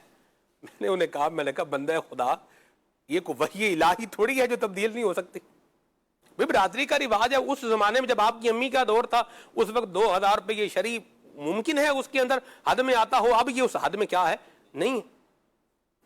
तो ये इस पर जो है वो इरशाद फरमाए कि लोग क्या हैं भाई, हम चूंकि हमारा ये बड़ों ने तय कर दिया हम तो इसी के ऊपर हैं, जबकि वो सरीहन वाज़ेह तौर पर क्या है दीन इस्लाम की तालीमात के खिलाफ है। उनके साथ फिर क्या बात हुई इस पर मैं गुफ्तगू करूंगा तो ये एक अलग मौजू पर जो है बात निकल जाएगी। लेकिन मैं इस पॉइंट पर आना चाह रहा हूं कि जहां हमें पता चले कि ये नबी करीम सल्लल्लाहु अलैहि वसल्लम की सुन्नत है, ठीक है, ये नबी पाक सल्लल्लाहु अलैहि वसल्लम की गाइडेंस है, ये नबी पाक सल्लल्लाहु अलैहि वसल्लम का इस मसले में बताया हुआ तरीका है। So we have to follow. अब हमारा काम होना चाहिए हम उसको क्या करें, उसकी पाबंदी करें, ना ये कि जी हमारी बिरादरी में तो यूं नहीं होता जी, ये तो बड़ा मसला हो जाएगा जी, ये तो ऐसे हो जाएगा जी, हमारी तो कम्युनिटी में ये रिवाज ही नहीं है। क्या फरमाते हैं इसके ऊपर आप? बिस्मिल्लाहिर्रहमानिर्रहीम। आपकी पूरी गुफ्तगू एक बेहतरीन तरीके से आपने वजाहत फरमाई है। बैहकी के अंदर साहिब किताब अल्लामा बैहकी अलैहिर्रहमा ने एक बाब उन्वान कायम किया है और उसमें वो ये हदीसें ही लेके आए हैं कि नबी पाक सल्लल्लाहु अलैहि वसल्लम की बात जब आ जाए तो उसके मुकाबले में किसी और की बात रस्म रिवाज ऐसा कुछ जिक्र नहीं किया जा सकता कि हुजूर की बात ही ये फाइनल है और यही इसी पे हमको अमल करना है। नबी पाक सल्लल्लाहु अलैहि वसल्लम ने जो हुक्म इरशाद फरमा दिया, कितनी बड़ी बात हुजूर ने इरशाद फरमा दी कि अगर मूसा अब जिंदा होते, यानी जाहिरी जिंदगी के अयाम तो वो गुजार चुके और हर नबी जिंदा है और ये एक उनकी जिंदगी का सिलसिला है जो अयाम उनके जाहिरी जिंदगी के थे। फरमाया अगर मूसा भी जिंदा होते तो मेरी पैरवी के बगैर उन्हें भी चारा नहीं था। यानी अभी अगर मूसा अलैहिस्सलाम भी मौजूद होते यहाँ पर तो उनके लिए भी यही हुक्म होता कि वो रसूलुल्लाह की पैरवी करे। आसान लफ्जों में अगर इसको मानवी तौर पे समझा जाए तो यूं जी। तो रसूलुल्लाह सल्लल्लाहु अलैहि वसल्लम की پیروی کی جائے اور نبی پاک صلی اللہ علیہ وسلم کی سنتوں پہ عمل کیا جائے، اس کی ایک میں وضاحت کروں بہت ہی خوبصورت قول سے۔ حضرت خواجہ امیر کلال رحمت اللہ علیہ آپ نے فرمایا اگر کوئی بندہ اتنے نفل پڑھے کہ نفل کی کثرت کی وجہ سے وہ کبڑا ہو جائے، اور اتنے نفلی روزے رکھے کہ وہ تنکے کی طرح پتلا ہو جائے، کہا وہ اللہ کا قرب نہیں پا سکتا اگر وہ سنت رسول کو چھوڑنے والا ہے۔ اللہ اکبر، اللہ اکبر۔ سنت رسول پر عمل کا، بلکہ خواجہ ابو الحسن خرقانی علیہ رحمہ نے فرمایا سنت رسول پر عمل کرنے والا یہ نبی پاک صلی اللہ علیہ وسلم کا وارث ہے۔ اور ایک شخص ہے حضرت بایزید بستامی کے پاس کچھ عرصہ رہا اور اس جانے لگا تو کہنے لگا میں نے تو آپ کی کوئی کرامت دیکھی نہیں۔ اچھا، آپ نے فرمایا کیا تو نے میرا کوئی عمل سنت کے خلاف دیکھا ہے؟ یہی سب سے بڑی کرامت ہے کہ میں نبی پاک صلی اللہ علیہ وسلم کی سنت پر اتنا عمل پیرا ہوں۔ اور ایک بزرگ ہیں رحمت اللہ علیہ، انہوں نے کہا کہ میرے دل میں جتنا اطمینان ہے، جتنا سکون ہے، اگر بادشاہ دیکھ لیں تو وہ میرے خلاف کھڑے ہو جائیں کہ اس میں سے مجھے حصہ دو، کہ اتنا سکون ہے تمہارے دل میں۔ کہا میرا وہ سکون کس وجہ سے ہے کہ میں نے اپنی زندگی نبی پاک کی سنتوں کے مطابق گزاری ہے۔ ایک شخص حضرت مجدد الفسانی رحمت اللہ علیہ کے پاس آتا ہے اور آگے کہتا ہے حضرت میرے دل میں گھٹن ہے، شرح صدر نہیں ہے، سینے کی کشادگی نہیں ہے، آپ مجھے کچھ عطا فرمائیں، نظر کرم کریں، کوئی دم کریں۔ تو آپ رحمت اللہ علیہ نے فرمایا اللہ نے مجھے وہ مقام دیا ہے اگر میں دعا کروں تو اللہ یہ قبرستان کے مردوں کو زندہ کر دے، لیکن اس سے بہتر کیا ہے کہ میں وضو کے اندر مسواک کی سنت کو استعمال کروں۔ فرمایا یہ مسواک کی سنت میں تمہیں کہتا ہوں کہ تم سنت پہ عمل کرو۔ آپ نے یہ بات ہی کی ہے اور ان کے دل سے گھٹن ختم ہو گئی۔ تو آپ نے فرمایا کہ نبی پاک صلی اللہ علیہ وسلم کا طریقہ ہے، اسی میں سارا سکون بھی ہے اور اسی میں نجات بھی ہے۔ واہ واہ واہ۔ یہ جس طرح آپ نے ایک بات کی رسم و رواج کے بارے میں، دیکھیں معاشرے کے اندر ہوتا کیا ہے کہ لوگ جب اس میں اپنے باپ دادا کی، اپنے خاندان کی، اپنے کیا کہتے ہیں برادریوں کی ان چیزوں کو فالو کر رہے ہوتے ہیں جو ایک تو خلاف شریعت ہوتی ہیں، ایک وہ چیزیں سنت سے ٹکرا رہی ہوتی ہیں، تو اس کا وبال پھر یہی ہوتا ہے کہ وہ ان خاندانوں کے اندر ایک تو نا اتفاقی ناچاکی یہ تو ہوتی ہی ہے، ظاہر بات ہے اس کی نحوستیں ہوتی ہیں، اور دوسرا یہ ہوتا ہے کہ عموماً ایسی شادیاں پھر زیادہ دیر چلتی نہیں۔ ہمیں بحیثیت مسلمان، جب ہم مسلمان ہیں تو پھر ہمارا ہر عمل چاہے وہ ہمارے خاندانی معاملات کا ہو، چاہے وہ ہمارے معاشرتی معاملات کا ہو، ہر معاملے میں پہلی ترجیح یہ ہوگی کہ ہم سنت رسول علیہ السلام کو دیکھیں، ہم شریعت کو فالو کریں۔ پھر جہاں تک شریعت نے اجازت دی ہے، ایسی رسمیں، ایسی معاشرے کی چیزیں کہ جو سنت سے نہیں ٹکراتی، جو دین سے نہیں ٹکراتی، تو اس پر بالکل عمل کیا جا سکتا ہے، لیکن اس کا فیصلہ عام لوگ نہیں کریں گے، اس کا فیصلہ علماء اور مفتیان کرام کریں گے۔ مرحبا، بہت پیاری بات فرمائی، بہت زبردست بات جو آپ نے فرمائی ہے، اللہ آپ کو برکت دے راشد بھائی۔ تو بہرحال اب میرے ذہن میں تھا کہ لوگ سوچ رہے ہوں گے وہ 2000 والوں کا کیا ہوا، الحمدللہ انہوں نے پھر یہ 10,000 پہ حق مہر پہ اتفاق کر لیا۔ اچھا اس وقت 10,000 ہوگا، آج کل جو ہے نا تقریباً جو اس کا ریٹ بن رہا ہے 14,000 سے زیادہ ہے۔ اچھا جی، وہ تولے 7.5 ماشا چاندی کا اب جو ریٹ ہے 14,000 سے کچھ زیادہ ہے۔ ٹھیک ہو گیا، میں تو تقریباً 1.5 سال پہلے کی بات بتا، پہلے یوں تھا بالکل۔ چلیں جی، اللہ فکر عطا فرمائے راشد بھائی، جزاک اللہ۔ اب تو آپ ہیں نا جی حاضر سروس آدمی ہے نا، تو اس لیے ماشاءاللہ اپڈیٹ بھی ہے، اللہ فکر عطا فرمائے۔ بہرحال مدنی چینل کے ناظرین سمجھائیں کہ سمجھانا مسلمانوں کو فائدہ دیتا ہے۔ وہ تو جو آئے تھے وہ ڈٹے ہوئے تھے اس کے اوپر، جو میرے پاس آئے ہوئے تھے وہ تو کیا تھے، 2000 پر کیا تھے، ڈٹے ہوئے تھے۔ میں نے کہا آپ جو آپ کے بڑے ہیں آپ میری ان سے بات کروا دیں، تو وہ جو بھی تھے انہوں نے مجھے ان سے میری بات کروائی فون پہ، تو وہ انہوں نے بھی وہیں سے سٹارٹ لیا۔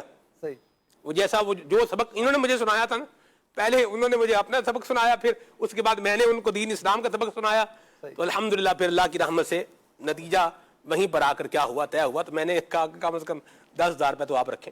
मैंने फिर उन्हें एक और बात कही, अब चलें ये एक दूसरी, अब इस उन्वान को चूंकि ले लिया है, अब एक बात और भी कर दें। मैंने उन्हें कहा एक बात पे गौर जरूर कीजिएगा कि दूल्हे के लिए जो आपने गाड़ी जो है वो लेकर आनी है, उसकी सजावट, उसका रेंट, ये कम से कम 20-25 हजार रुपये से नीचे का नहीं होना। ऐसे ही यानी वो गाड़ी जो आपने रेंट पर लेकर आनी है, ठीक है, उसकी सजावट, उसका किराया, जिसने 2-3 घंटे यूं बोले कि क्या है उसका आपका इस्तेमाल में आना है, उस पर आप जो है वो 25-30 हजार रुपये जो है वो लगा रहे हैं। और जिसने सारी जिंदगी आपके जो है वो नाम लगानी है, उसको देने के लिए आपके पास मतलब 10,000 रुपये नहीं है। मैंने कहा ये मेरी बात जरा सोचिएगा एक दफा। जाते जाते मैंने उन्हें एक ये भी दिया, कम से कम ध्यान में क्या है घुमाते जाएं ताकि थोड़ा पुख्ता काम हो जाए। तो ये इस तरह के काम नहीं करने चाहिए। बंदे में सकत ताकत हो तो जो अल्लाह ने तौफीक दी है, वो जो दे सकता है वो हक महर वो रखे और फौरन ही दे दे।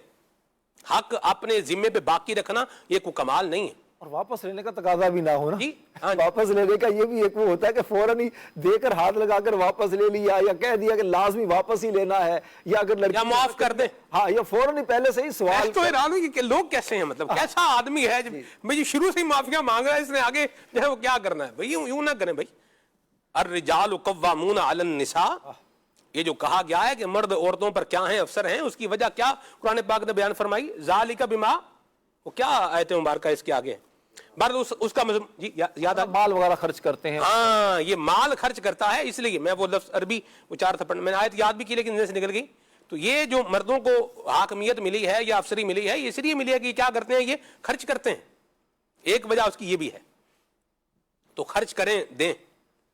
मुझे याद है नकीब आरिफ भाई के निकाह का जो है मामला था। आपने पढ़ाया था? जी अल्हम्दुलिल्लाह। मैं जो है वो इनका निकाह पढ़ाने के लिए खुसूसी तौर पर मैंने कराची से लिया का सफर किया। जिंदगी में पहली मरतबा लिया गया मैं, माशाअल्लाह। लिया, और फिर लिया से आगे वो चक number 109 TDA, third development authority, वो वहाँ इनका गांव है। पर हम तो लिया में ही रुके हुए थे क्योंकि बारात लिया में ही वहां से आनी थी। तो फिर हम वापसी पर फिर क्या है उधर जब गई बारात तो फिर हम भी साथ में क्या हुआ। आप लड़के की तरफ से थे, लड़की की तरफ से थे?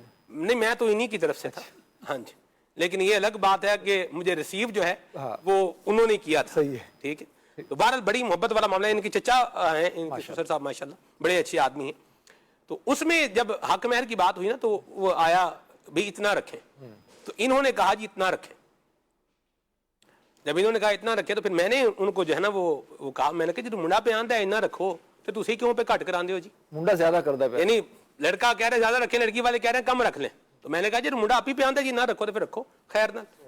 तो ये अच्छा अंदाज होना चाहिए, देने वाला, खैर वाला, भलाई वाला, ना कि मतलब बंदा जो है ना वो जहां देना चाहिए, जहां रकम खर्च करनी चाहिए वहां रकम खर्च ना करना, ये कोई अच्छी बात नहीं है। अल्लाह पाक हमें आफियत अता फरमाए। बहरहाल नबी करीम सल्लल्लाहु अलैहि वसल्लम की सुन्नत के मुताबिक हमारे आमाल, हमारे काम, हमारा सलीका होना चाहिए। अल्लाह इस पे अमल की तौफीक अता फरमाए। कॉल्स आपकी लेते हैं, फिर इंशाल्लाह आगे बढ़ते हैं।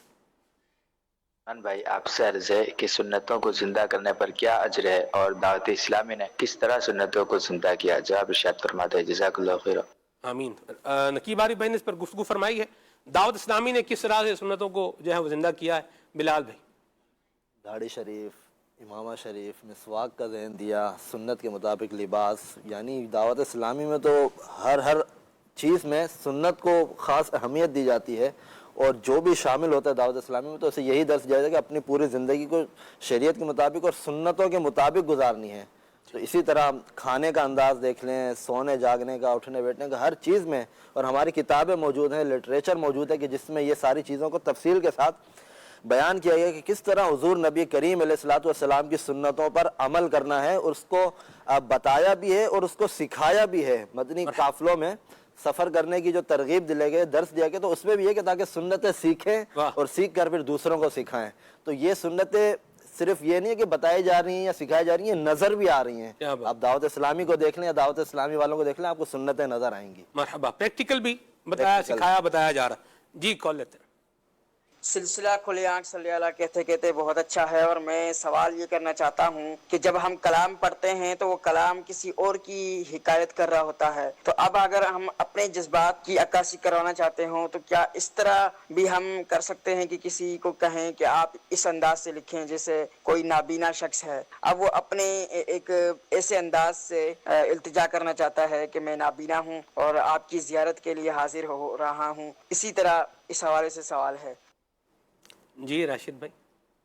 دیکھیے، ایک ہوتا ہے کلام کو حکایتاً پڑھنا، اور عموماً ایسا ہی ہوتا ہے کہ جو شاعر جو کلام لکھتا ہے تو وہ اپنی ایک جذبات کی عکاسی کر رہا ہوتا ہے، اپنی محبتوں کا اظہار کر رہا ہوتا ہے کلام میں، کبھی وہ استغاثہ پیش کر رہا ہوتا ہے، کبھی وہ نعت بیان کر رہا ہوتا ہے، کبھی اپنی محبتوں کا اظہار کر رہا ہوتا ہے۔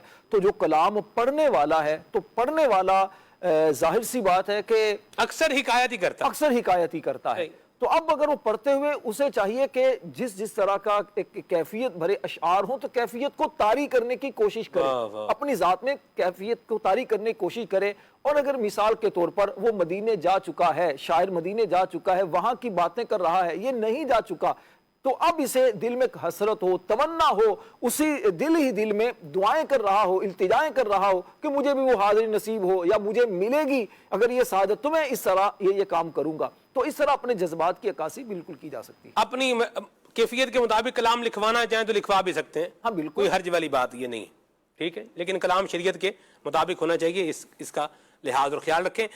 نگران مجلس مدنی چینل حضرت مولانا جناب قبلہ اسد طاری مدنی ماشاءاللہ ہمارے ساتھ حضور موجود ہیں، اور آپ جب تشریف لاتے ہیں تو ایک انتہائی اہم موضوع پر جو ہے وہ گفتگو فرماتے ہیں۔ پروگرام کا سیگمنٹ ہوتا ہے پیرنٹنگ، آئیے اس کی جانب بڑھتے ہیں۔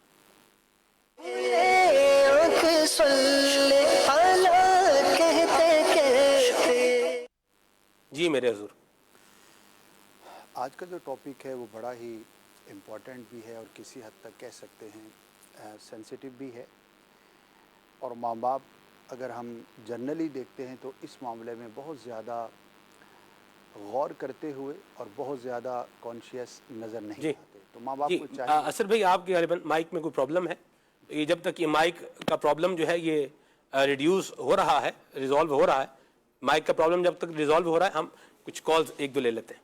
جی کال۔ سلمان بھائی، آپ کی بارگاہ میں عرض ہے کہ نبی کریم علیہ الصلوۃ والسلام کے طریقے پر چلنے سے انسان کے اخلاق و کردار میں کیا تبدیلیات ہیں؟ جزاک اللہ خیر۔ جی بلال بھائی۔ نبی کریم علیہ الصلوۃ والسلام کے طریقہ کار پر چلنا، آپ کے اخلاق پر، جب حضور نبی کریم صلی اللہ علیہ وسلم کے طریقے پر چلے گا، سنتوں پر عمل کرے گا، تو ظاہر ہے اس کی زندگی حسینی ہو جائے گی، اس سے بری عادتیں دور ہو جائیں گی اور اچھی عادت ہے، کیونکہ حضور نبی کریم صلی اللہ علیہ وسلم کے جو بھی افعال ہیں وہ سارے حسین ہیں، عظیم ہیں، تو جب ان کو کوئی بھی اپنائے گا تو ظاہر ہے وہ ساری اچھی عادات اور اچھے اخلاق اس کے اندر بھی آ جائیں گے، اور جو بری عادتیں ہیں، برے اخلاق ہیں، وہ دور ہوتے چلے جائیں گے۔ صحیح۔ تو یہ برکت ہی برکت ہے سنت اپنائے گا، چہرے پر مسکراہٹ آئے گی، سنت اپنائے گا، بات جو ہے وہ تمیز سے کرے گا، سنت اپنائے گا، جھوٹ نہیں بولے گا، سنت اپنائے گا تو اپنا لباس بھی جو ہے وہ نبی کریم صلی اللہ علیہ وسلم کی تعلیمات کے مطابق جو ہے وہ ڈھال لے گا، تو خیر، عافیت اور سلامتی کا یوں بولیں کہ ایک مجموعہ اللہ پاک کی کرم سے بن جائے گا۔ سبحان اللہ۔ جی کال ایک اور لیتے ہیں۔ سلمان بھائی کی بارگاہ میں عرض ہے کہ صحابہ کرام کی زندگیوں میں سنت کی پیروی کا سب سے نمایاں پہلو کون سا تھا؟ ارشاد فرما دیجیے اور کلام سنا دیجیے۔ ٹوریا جعفریدہ۔ اللہ آپ کو برکت دے۔ جی بارگاہ تو بڑے لوگوں کی ہوتی ہے، امیر سنت کی بارگاہ ہے، ہماری تو کوئی بارگاہ نہیں ہے۔ اللہ آپ کو برکت دے، لفظ کا آپ نے جو استعمال فرمایا ہے، اللہ عافیت عطا فرمائے۔ اور نقیب باری بھائی جواب دیں اس کا۔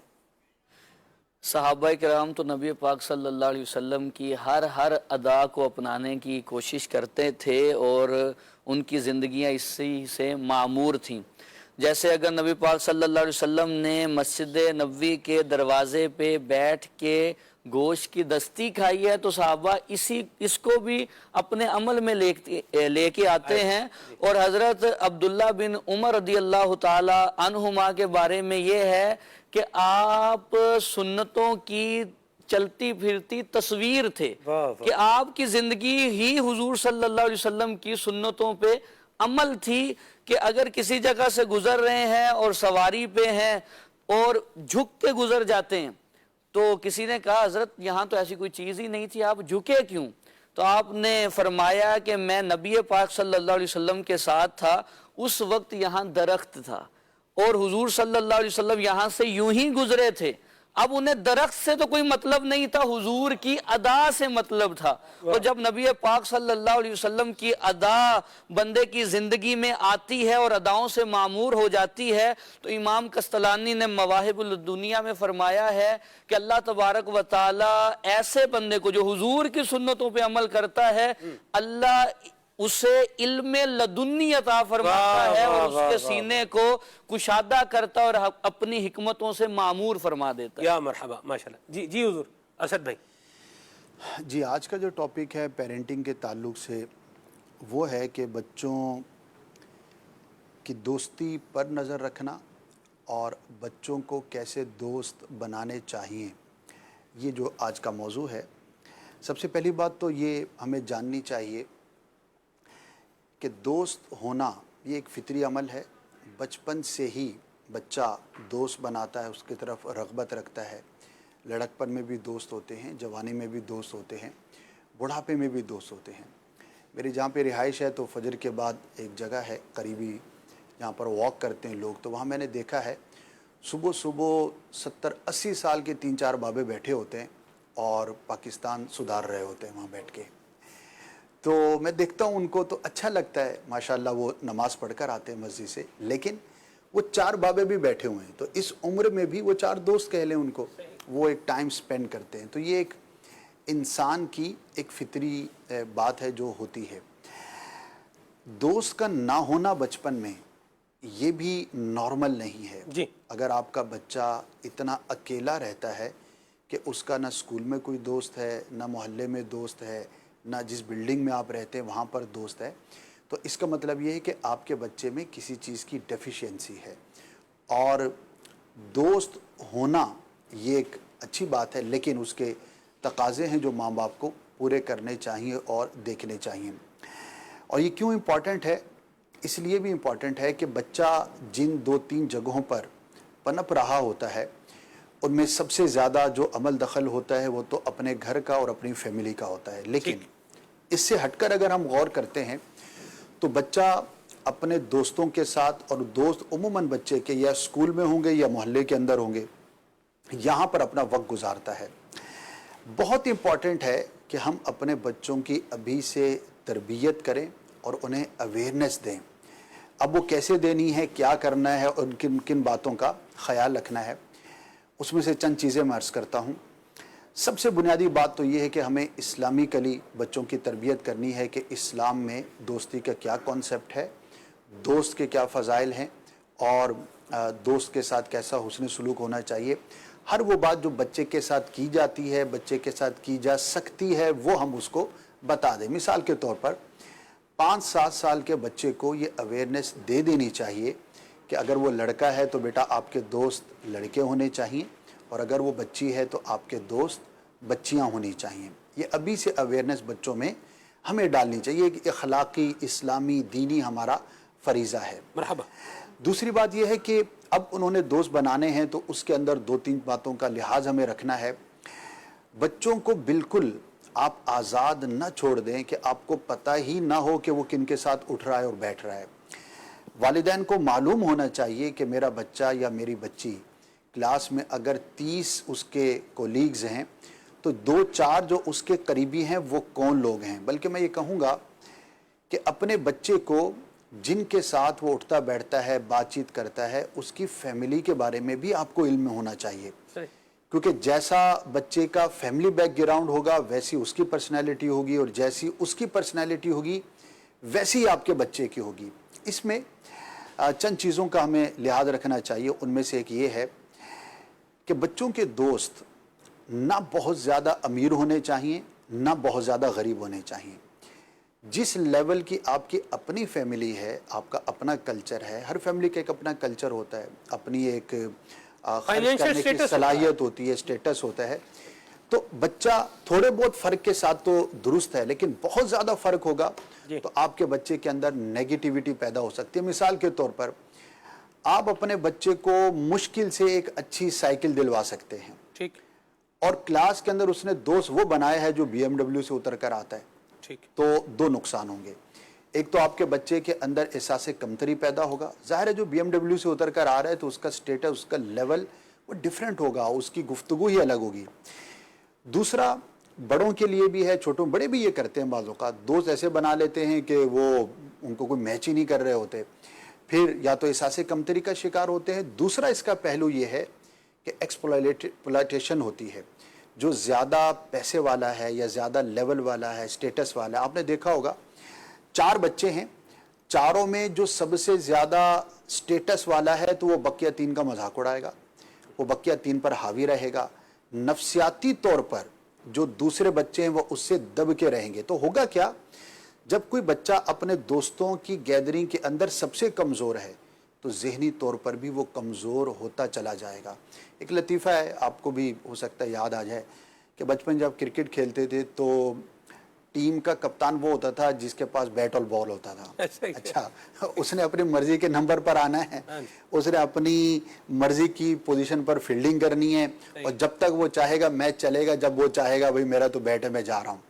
तो वो क्या है कि क्योंकि उसके पास अथॉरिटी है, वो स्टेटस में दीगर बच्चों से ज्यादा है, तो वो अपनी मनमानी करवा रहा है। अच्छा, अब इसके अंदर जा रहे हैं कि कोई बहुत बड़े नुकसान का पहलू नहीं है, लेकिन एक मिसाल है समझने के लिए। अगर सारे ही बच्चे एक लेवल के और एक स्टेटस के होंगे तो आपका बच्चा एहसास कमतरी का शिकार नहीं होगा। तो अपने बच्चे पे नज़र रखें। अच्छा, इसमें वालिद का अपना किरदार है, वालदा का किरदार बाद जगहों पर वालिद से भी ज़्यादा है, क्योंकि छोटे बच्चे जब स्कूलिंग में होते हैं तो जो टीचर्स होती हैं, फीमेल्स होती हैं छोटे बच्चों के स्कूलों में, तो वहाँ पर जो इंटरेक्शन है वो वालिदा का ज़्यादा होता है। तो वालिदा को चाहिए कि वो बच्चे की जो टीचर्स हैं उनके साथ बाकायदा मीटिंग करे, और अच्छे स्कूलों में पेरेंट्स मीटिंग्स होती हैं, और बाकायदा चाहिए कि वो टीचर से अपने बच्चे की सोशल जो गैदरिंग है उसके बारे में भी मालूमात रखें। सही कि मेरा बच्चा जो है वो स्कूल में किसके साथ उठता बैठता है, किसके साथ उसका जो है वो दोस्ताना है। और आप यकीन करें, अगर आपके बच्चे को अच्छे सुलझे हुए समझदार दोस्त बचपन में मिल गए तो आपका बच्चा एक तो गलत चीज़ों से महफूज रहेगा, दूसरा उसकी जो पर्सनैलिटी की डेवलपमेंट है वो बहुत अच्छी होगी। आपने स्कूल में भी ख्याल रखना है और मोहल्ले के अंदर भी ख्याल रखना है। मैं एक ऐसे 35 साल के बच्चे को जानता हूँ कि जो मगरिब के बाद घर से बाहर नहीं निकलता। अच्छा, बचपन में उसके साथ क्या हुआ कि उसके पेरेंट्स ने किसी भी नीयत से, नीयत तो अच्छी होगी लेकिन काम गलत हो गया, कि उसको इतना वो अपने उसके असर के अंदर रखा कि उसके अंदर कॉन्फिडेंस ही पैदा ना हुआ, कभी वो दोस्तों के साथ कभी बाहर गया ही नहीं। तो वो 35 साल की उम्र में भी, अच्छा एक और भी है शख्स, तो उसे जब भी बात करो तो अम्मी ने मना किया है, अरे भाई तुम 25-30 साल के नौजवान हो गए हो, अभी भी अम्मी ने मना किया है कि तुमने बस पे नहीं जाना, तुमने जो है वो सदर नहीं जाना, तुमने जो है कुरंगी अकेले नहीं जाना। तो ना बहुत ज़्यादा कंट्रोल आपका बच्चे पर अच्छा है, ना बिल्कुल आज़ादी अच्छी है। अगर बहुत ज़्यादा आप अपने बच्चे को बिल्कुल अलग थलग रखेंगे तो वो दूसरी तरफ नुकसान पर जाएगा, और अगर बिल्कुल आज़ाद छोड़ देंगे तो अभी चंद दिन पहले किसी जगह पर मेरा जाना हुआ, तो हम गाड़ी में थे, चाय पी रहे थे, तो 12-13 साल के 2 नौजवान जवान बच्चे आए, लड़के थे, मोटरसाइकिल पर आए, और आजकल वो जो वेब है वो पी रहे थे, धुआं उड़ा रहे थे। 5 मिनट मोटरसाइकिल पे बैठे थे, वहीं पे उन्होंने धुआं उड़ाया और चले गए। दोस्त ही थे वो। तो अब उनके माँ बाप को पता ही नहीं कि हमारा बच्चा जो आधे घंटे के लिए, पौने घंटे के लिए बाहर गया है तो वो किसके साथ गया है और क्या कर रहा है। तो आपने नज़र भी रखनी है, ना इतना आप उसको नज़रअंदाज करें कि आपको पता ही ना हो। तो आपके बच्चे का दोस्त होना चाहिए नंबर 1। नंबर 2, वो कैसा होना चाहिए इस पर आपकी नज़र होनी चाहिए। हाँ, मालदारी में वो आपकी फैमिली के करीब का होना चाहिए, लेकिन नेकी में जितना बड़ा हो उतनी अच्छी बात है। अगर आपका बच्चा आकर कहता है कि मेरा दोस्त मुझे नमाज की दावत देता है, वो कुरान की बात करता है, वो कोई रसूलुल्लाह सल्लल्लाहु अलैहि वसल्लम की बात करता है, वो कोई दुरूद पाक की बात करता है, तो आप उसको अप्रिशिएट करें कि बेटा ये अच्छी अलामत है। क्यों? वो बच्चा ऐसा है कि जो किसी मजहबी बैकग्राउंड से कम अज़ कम वो बुरी बात की तरफ जाने से पहले एक बार सोचेगा कि ये बात मेरे दीन में दुरुस्त है या नहीं है। दूसरा, ये भी हमें गौर करना चाहिए कि हमारा बच्चा जिन्हें दोस्त बना रहा है उनका एज का डिफरेंस कितना है। यहाँ भी माँ बाप गलती करते हैं। बच्चों में साल 2 साल का फ़र्क हो तो it's not a big deal, ठीक है, 1 आध साल का 2 साल का फ़र्क इतना बड़ा फ़र्क नहीं होता। लेकिन अगर आपके बच्चे की एज 9-10 साल है और उसका दोस्त 14-15 साल का है तो आप उसको मना करें, समझाएं। और बच्चों की तरबियत, अच्छा ये जितनी बातें मैं कह रहा हूँ इनके अंदर कहीं पे भी ज़बरदस्ती नहीं है। ठीक, अगर आप ज़बरदस्ती करने जाएंगे तो बच्चा आपसे झूठ बोलने या छुपाने की तरफ चला जाएगा। ठीक, माहौल अच्छा रखें, लेकिन हम कह रहे हैं कि पेरेंटिंग में तरबियत औलाद कैसे, तो तरबियत का मतलब भी अंडरस्टैंडिंग है। क्या बात। तो आपने बच्चे को समझाना है। अच्छा बाज़ औक़ात माँ बाप ये समझते हैं कि 4 साल का बच्चा है, इसको मैं कैसे समझाऊं कि बड़े से दोस्ती नहीं करनी। भाई आप समझा दें, मैक्सिमम क्या होगा वो नहीं समझेगा, लेकिन ना बताकर तो आपने दरवाजे बंद कर दिया ना। सही। और आज का 5-7 साल का बच्चा आपके जो इस वक्त 40 से ऊपर हैं, आपकी उम्र के 12-15 के दिमाग के बराबर है, ये आप ज़हन बना लें। ठीक। तो 5-7 साल के बच्चे को ये बात समझाई जा सकती है कि बेटा आपने जिनके साथ उठना बैठना है, दोस्ताना रखना है, तो वो आपके एज फैलो होने चाहिए। सही। बहुत ज़्यादा एज डिफरेंस जो है वो दुरुस्त नहीं है। अपनी उम्र के बच्चों से दोस्ती है। हाँ जी, अपने उम्र के बच्चों के साथ। और असल में मैं माजरत में बात कर गया बीच में, माफ़ी का तलबगार भी हूँ, लेकिन मुझे एक जो गुफ्तगू आपने फरमाई है उसका एक पॉइंट जो है ना ये मेरे दिमाग में मतलब ब्लिंक कर रहा है। जब से आपने ये मौजू लिया है तब से वो मतलब बत्ती यानी मेरी तो उधर सुई अटक गई एक जगह के ऊपर। तो मैं चाहूँगा आपने जैसे कुछ देर पहले बात की कि बच्चे को इतना अपने असर में ना रखें कि आपका बच्चा यानी 25-30 साल का भी है तो भी अम्मी ने ये कहा है, अम्मी ने यूं कहा है। तो इसको एक और नज़र से बाज़ औक़ात वालिदैन कहते हैं कि जी हमारा बच्चा तो हमारा बड़ा फर्माबरदार है जी, ये तो हमारी मर्जी के बगैर क्या करता है, कुछ करता ही नहीं है। तो ये बताएं कि ये जो अंदाज हम ले रहे हैं, बाज़ औक़ात वालिदैन ये अंदाज इसलिए लेते होंगे ताकि हम अपने बच्चे को क्या रखें, एक कवर के अंदर रखें, ये कहीं गलत जगह पर जो है ये निकल ना जाए। आप ये बताइए कि इतना अगर उसके ऊपर उसके दिमाग पर कंट्रोल अपना रखेंगे, उसके कामों पर इतना चेक जो है वो लगा के रखेंगे कि उसकी अपनी सोच को बंद ही कर देंगे, तो ये कहाँ कहाँ नुकसानदेह साबित हो सकता है। देखिए हर चीज़ मयाना रवि के साथ ही अच्छी होती है। सही। कहीं पर धूप फायदेमंद है तो कहीं पर धूप नुकसानदेह भी है। ऐसा ही। कहीं पर साया फायदेमंद है तो कहीं पर साया नुकसानदेह भी है। सही। बच्चा हमारा फर्माबरदार है, हमसे पूछे बगैर पानी भी नहीं पीता, अच्छी बात है, पॉजिटिव है, लेकिन हर जगह पर ये कायदा कुलिया नहीं होगा। उस बच्चे ने आगे जाकर क्या मुआशरे का फ़र्द नहीं बनना, क्या उसने जाकर इंडिपेंडेंट नहीं होना, क्या उसने आगे जाके कारोबार नहीं करना, क्या जिस जगह पर वो जाकर जॉब करेगा तो बॉस ने उसको कोई काम बोला तो पहले अम्मी से पूछेगा कि अम्मी मैं ये कर लूँ हैं, या मार्केट के अंदर खड़ा है वो सौदा बेच रहा है तो गाहक ने कोई बात कर दी तो अब्बू को फ़ोन करेगा कि अब्बू मैं बेचूँ ना बेचूँ, नहीं करेगा ना, एक डेफिनेट बात है। कंट्रोल में रखना एक अलग चीज़ है, नज़र रखना एक अलग चीज़ है, और according to his need and as उसको फ्रीडम देना ये भी उतना ही ज़रूरी है जितना उसका आपका फर्माबरदार होना ज़रूरी है। तो ना ये एक्सट्रीम अच्छी ना वो एक्सट्रीम अच्छी, तो दोनों तरह नुकसानदेह होते हैं। जो बिल्कुल आज़ाद छोड़ देते हैं यार खुद ही पल जाएगा, खुद ही बढ़ जाएगा, ये भी गलत है।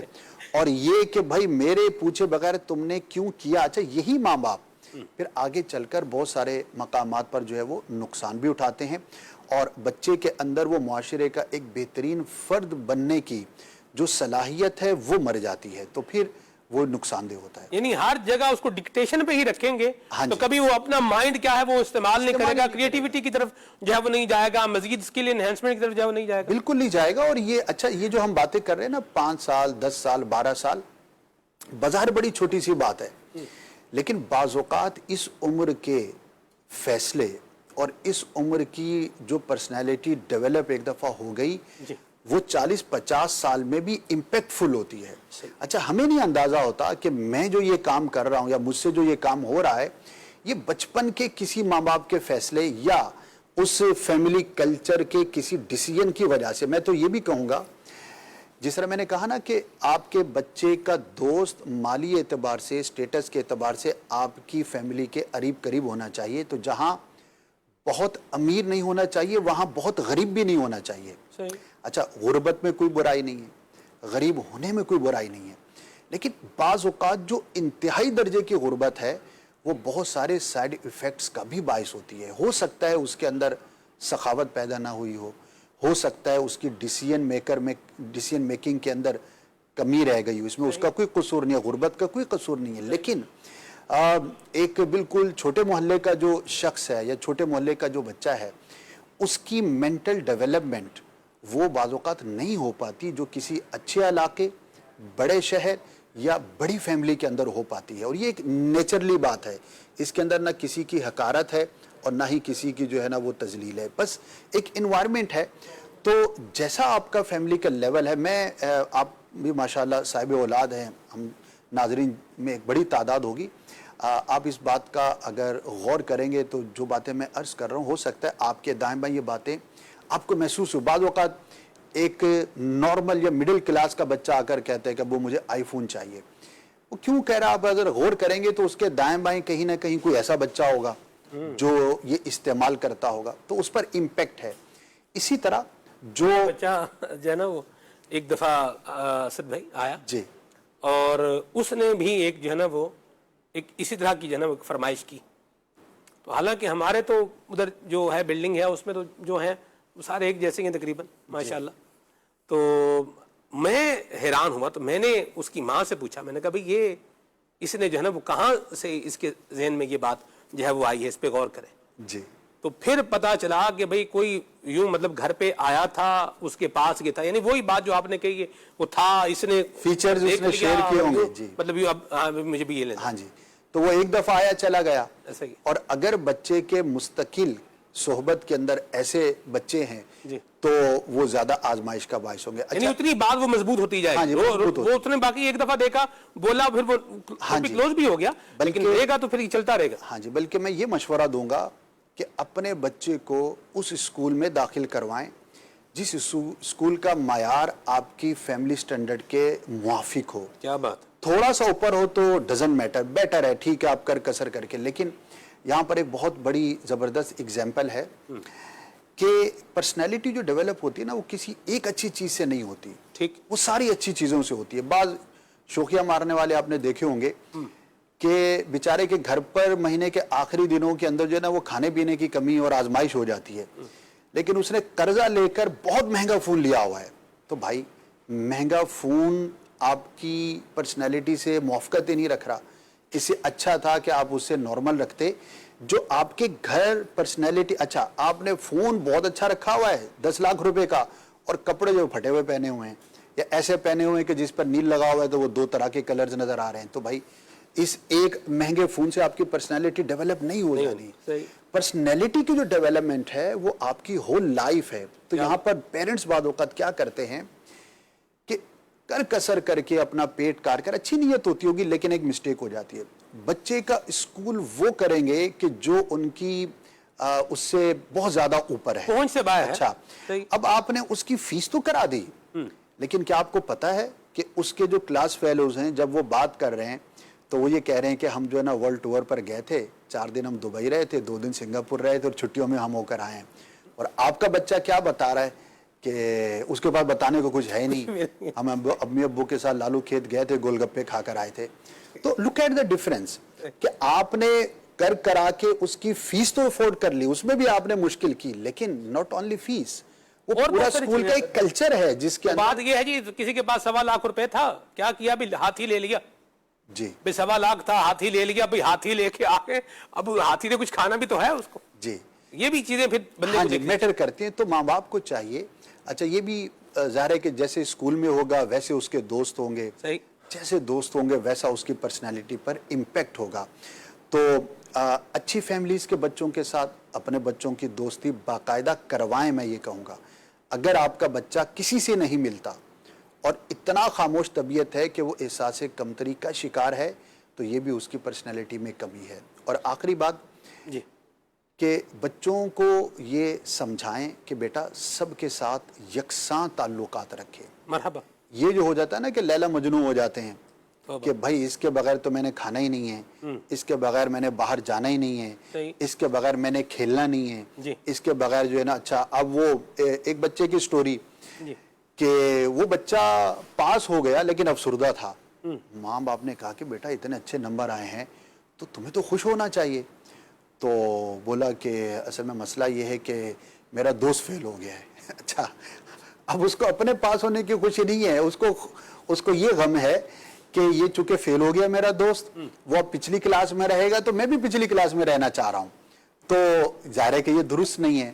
تو بچے کے کانفیڈنس میں یہ چیزیں دلانی چاہیے کہ بیٹا ٹھیک ہے، تعلقات ہونے چاہیے، کسی ایک کے ساتھ اتنے زیادہ گہرے تعلقات ہونا یہ مناسب نہیں، بلکہ سب کے ساتھ یکساں ہوں۔ ہاں یہ ڈیفینیٹ ہے کہ اگر 30 کلاس کے اندر ہیں تو 4-5 ہوں گے جن کے ساتھ آپ کے انڈرسٹینڈنگ زیادہ بہتر ہوگی۔ یہ بچوں کے ساتھ بھی ہوتا ہے، بڑوں کے ساتھ بھی ہوتا ہے، لیکن بچے کو آپ ملٹی ڈائمینشنل بنائیں، ہر طرح کے بچے کے ساتھ یا کئی طرح کے بچوں کے ساتھ اس کے اگر آپ کا بچہ ایسا ہے کہ صرف ایک کے ساتھ ہے محلے میں یا اسکول میں یا آپ کے خاندان میں یا آپ کی فیملی میں، تو اس پر بھی اس کی تربیت کریں اور اس کو یہ سکھائیں کہ بیٹا سب ماشاءاللہ آپ کے کولیگز ہیں، سب آپ کے اہل محلہ ہیں، سب آپ کے رشتہ دار ہیں، یہ سارے آپ کے کزن ہیں، تو سب کے ساتھ یکساں تعلقات ہونا، یہ اگر اس کی پرسنالٹی میں آ گیا تو وہ آگے چل کے اس نے ہائی اسکول میں جانا ہے، اس نے جامعۃ المدینہ میں جانا ہے، اس نے پریکٹیکل لائف میں جانا ہے، اس نے بزنس کرنا ہے، تو وہاں پر بھی وہ ملٹی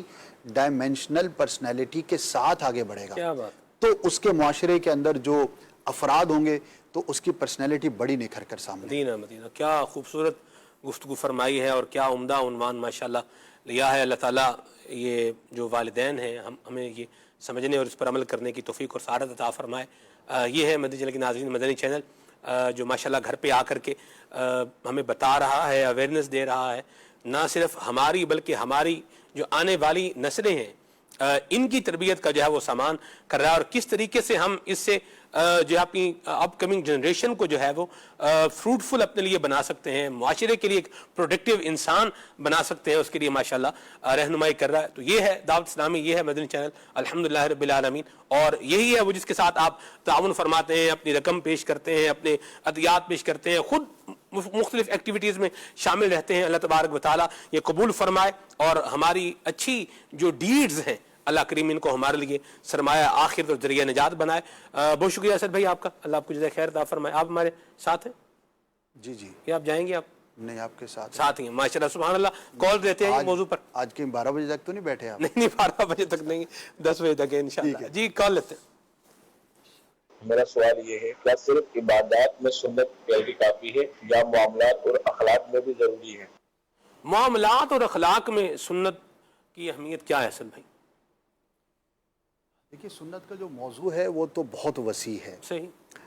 نارملی جب ہم سنت کی بات کرتے ہیں تو لوگ مسواک کی سنت اور آداب، لباس کی اور جو ہمارے پرسنل معاملات ہوتے ہیں اس کا تذکرہ زیادہ ہوتا ہے، لیکن بحر شریعت کی اگر ہم بات کریں تو اس کے اندر جو سب سے زیادہ چیپٹرز ہیں وہ ہیں ہی معاملات کے، عبادات کے بھی ہیں لیکن معاملات کے زیادہ ہیں۔ اس کا مطلب کیا ہوا کہ دین جو ہے وہ صرف عبادات کا نام نہیں بلکہ معاملات کا بھی نام ہے، اور معاملات کے اندر بھی ظاہر کہ سنتیں ہیں۔ پیارے آقا صلی اللہ تعالی علیہ وسلم نے تجارت بھی فرمائی، آپ کے رشتہ دار بھی تھے، آپ کے ہمسائے بھی تھے، آپ کے دوست بھی تھے، آپ کے اور بھی جو وہاں کے معاشرتی جو بھی معاملات تھے ان سب کے اندر آپ صلی اللہ تعالی علیہ وسلم کی رہنمائی موجود ہے۔ تو سنت کا تعلق معاملات سے بھی ہے۔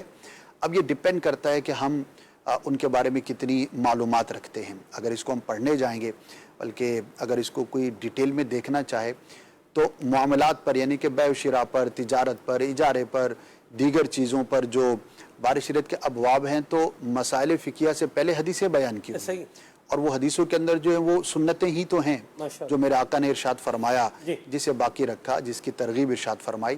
تو اگر وہ ہم پڑھیں گے تو انشاءاللہ ہزاروں سنتیں ہمیں ایسی ملیں گی کہ جن کا تعلق معاملات کے ساتھ ہے۔ تو اگر وہ معاملہ ہم سنت کی نیت سے کرتے ہیں تو انشاءاللہ ہمیں بھی ثواب ملے گا۔ کیا بات ہے، مرحبا۔ چیز ہے نا، بعض اوقات ایک چیز آتی ہے تو وہ اپنے لوازمات کے ساتھ آتی ہے۔ سورج آئے گا تو روشنی کے ساتھ آئے گا، چاند آئے گا تو چاندنی کے ساتھ آئے گا، پھول آئے گا تو ایسا نہیں ہے خوشبو پیچھے کھیت میں یا باغ میں یا گلشن میں رکھ کے آ جائے، نہیں، جہاں جائے گا خوشبو اپنی ساتھ لے کر جائے گا۔ تو چیز ہے بعض اوقات جب وہ آتی ہے اپنے لوازمات کے ساتھ آتی ہے۔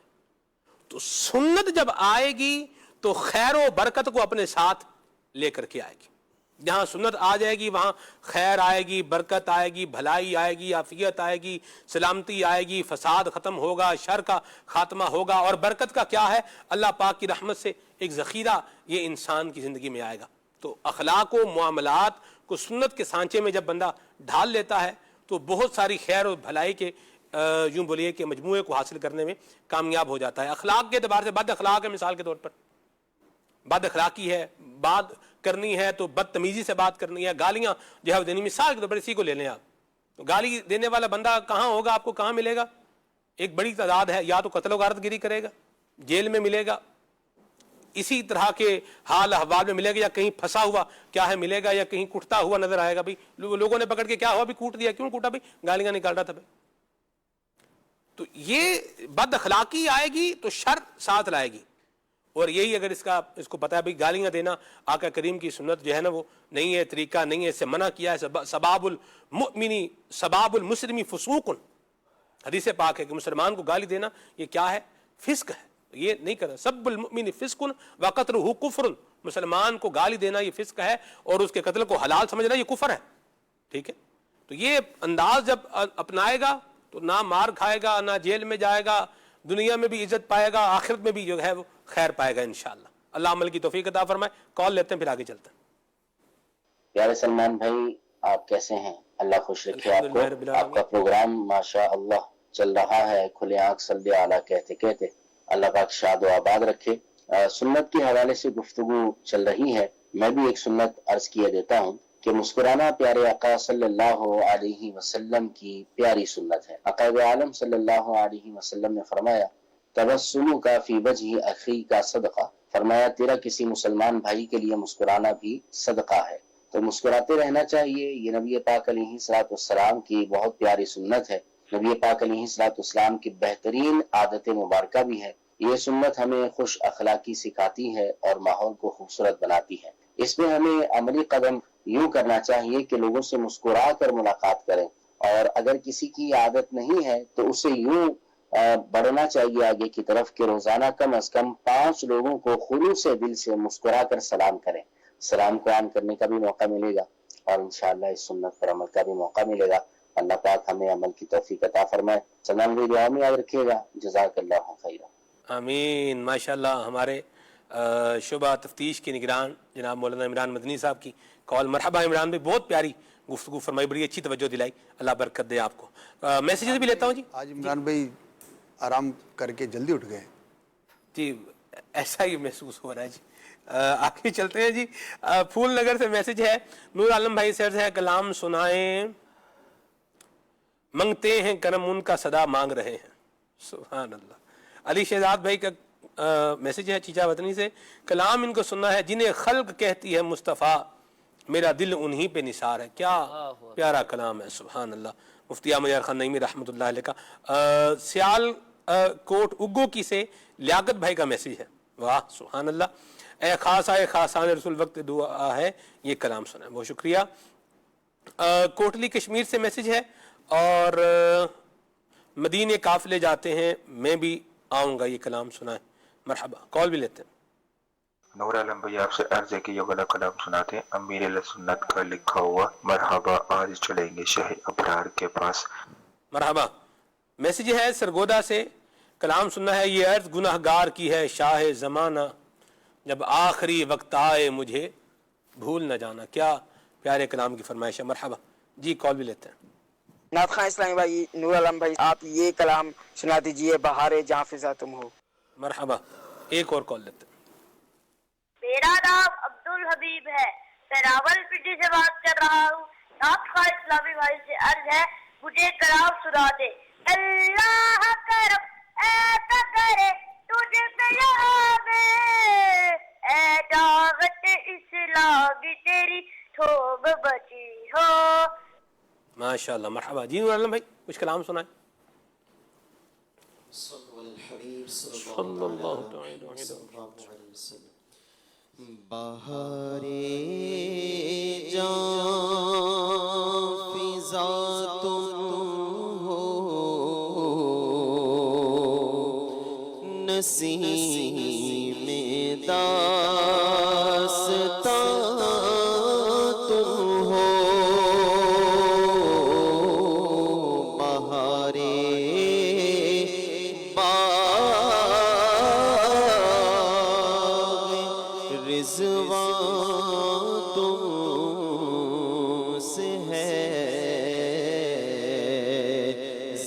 बे जीना तुम हो, बहारे बाग़ रिज़वान तुमसे है, ज़ेबे जीना तुम हो, खुदा की सल्तनत का दो जहां में कौन दूल्हा है, खुदा की सल्तनत का दो जहां में कौन दूल्हा है, तुम ही तुम हो, तुम ही तुम हो, यहाँ तुम हो, वहाँ तुम हो, हकीकत से तुम्हारी जुज़ खुदा और कौन वाकिफ है, कहे तो क्या कहे कोई, चुनी तुम हो, चुना तुम हो, बहारे बाग़ रिज़वान तुमसे है, ज़ेबे जीना तुम हो। ये अर्ज़ गुनहगार की है, शाह ज़माना जब आखिर वक्त आए, मुझे भूल न जाना, जब आखिर वक्त आए, मुझे भूल न जाना, सकरात की जब सख्तियाँ सरकार हो तारी, लिल्लाह मुझे अपने नज़ारों में घुमाना, डर लगता है ईमान कहीं हो जाए ना बर्बाद, डर लगता है ईमान कहीं हो जाए ना बर्बाद,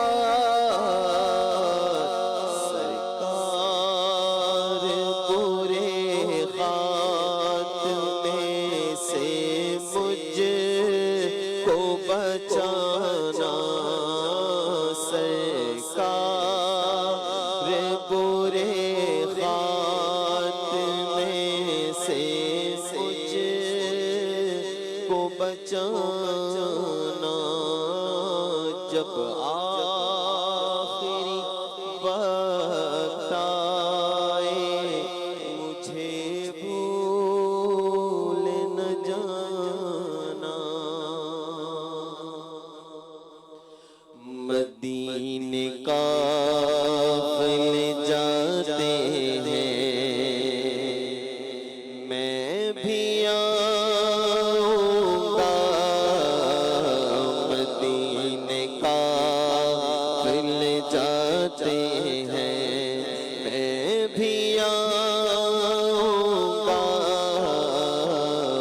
हुजूर कितने ही आते हैं, मैं भी आऊंगा। हुजूर कितने ही आते हैं, मैं भी आऊंगा। मदावर जो मुसीबत का है मदीने में, मदावर जो मुसीबत का है मदीने में, मुझे भी लोग सताते हैं, मैं भी आऊंगा। हुजूर कितने ही आते हैं, मैं भी आऊंगा। अल्लाह करीम हमें नबी करीम सल्लल्लाहु अलैहि वसल्लम के दरबार की बाद अब हाज़िरी भी अता फरमाए। आका करीम सल्लल्लाहु अलैहि वसल्लम की मुबारक सुन्नतें सीखने, उन पर अमल करने और इसके लिए दावत इस्लामी के दीनी माहौल से वाबस्ता रहने की तौफीक अता फरमाए। आमीन। बिजाहि ताहा व यासीन अलैहि व अला आलिहि अफ़ज़लुस सलावाति व तस्लीम। सुब्हानकल्लाहुम्मा व बिहम्दिका अशहदु अल्ला इलाहा इल्ला अंता अस्तग़फिरुका व अतूबु इलैक। आइए सलातो सलाम पढ़ते हैं। ऐ शहंशाहे मदीना सलातो वस्सलाम। शहंशाहे मदीना सलातो वस्सलाम। शहंशाहे मदीना सलातो वस्सलाम। शहंशाहे मदीना सलातो वस्सलाम। ज़ीनते अर्शे मुअल्ला सलातो वस्सलाम।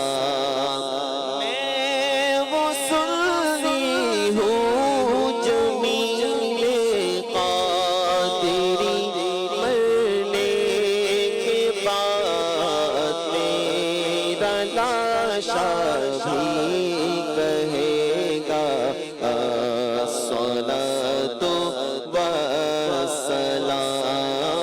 ज़ीनते अर्शे मुअल्ला सलातो वस्सलाम। खुले आँख सुन ले आला कहते कहते, खुले आँख सुन ले आला कहते कहते, खुले आँख सुन ले आला कहते कहते। कहते हैं कि ख्वाहिश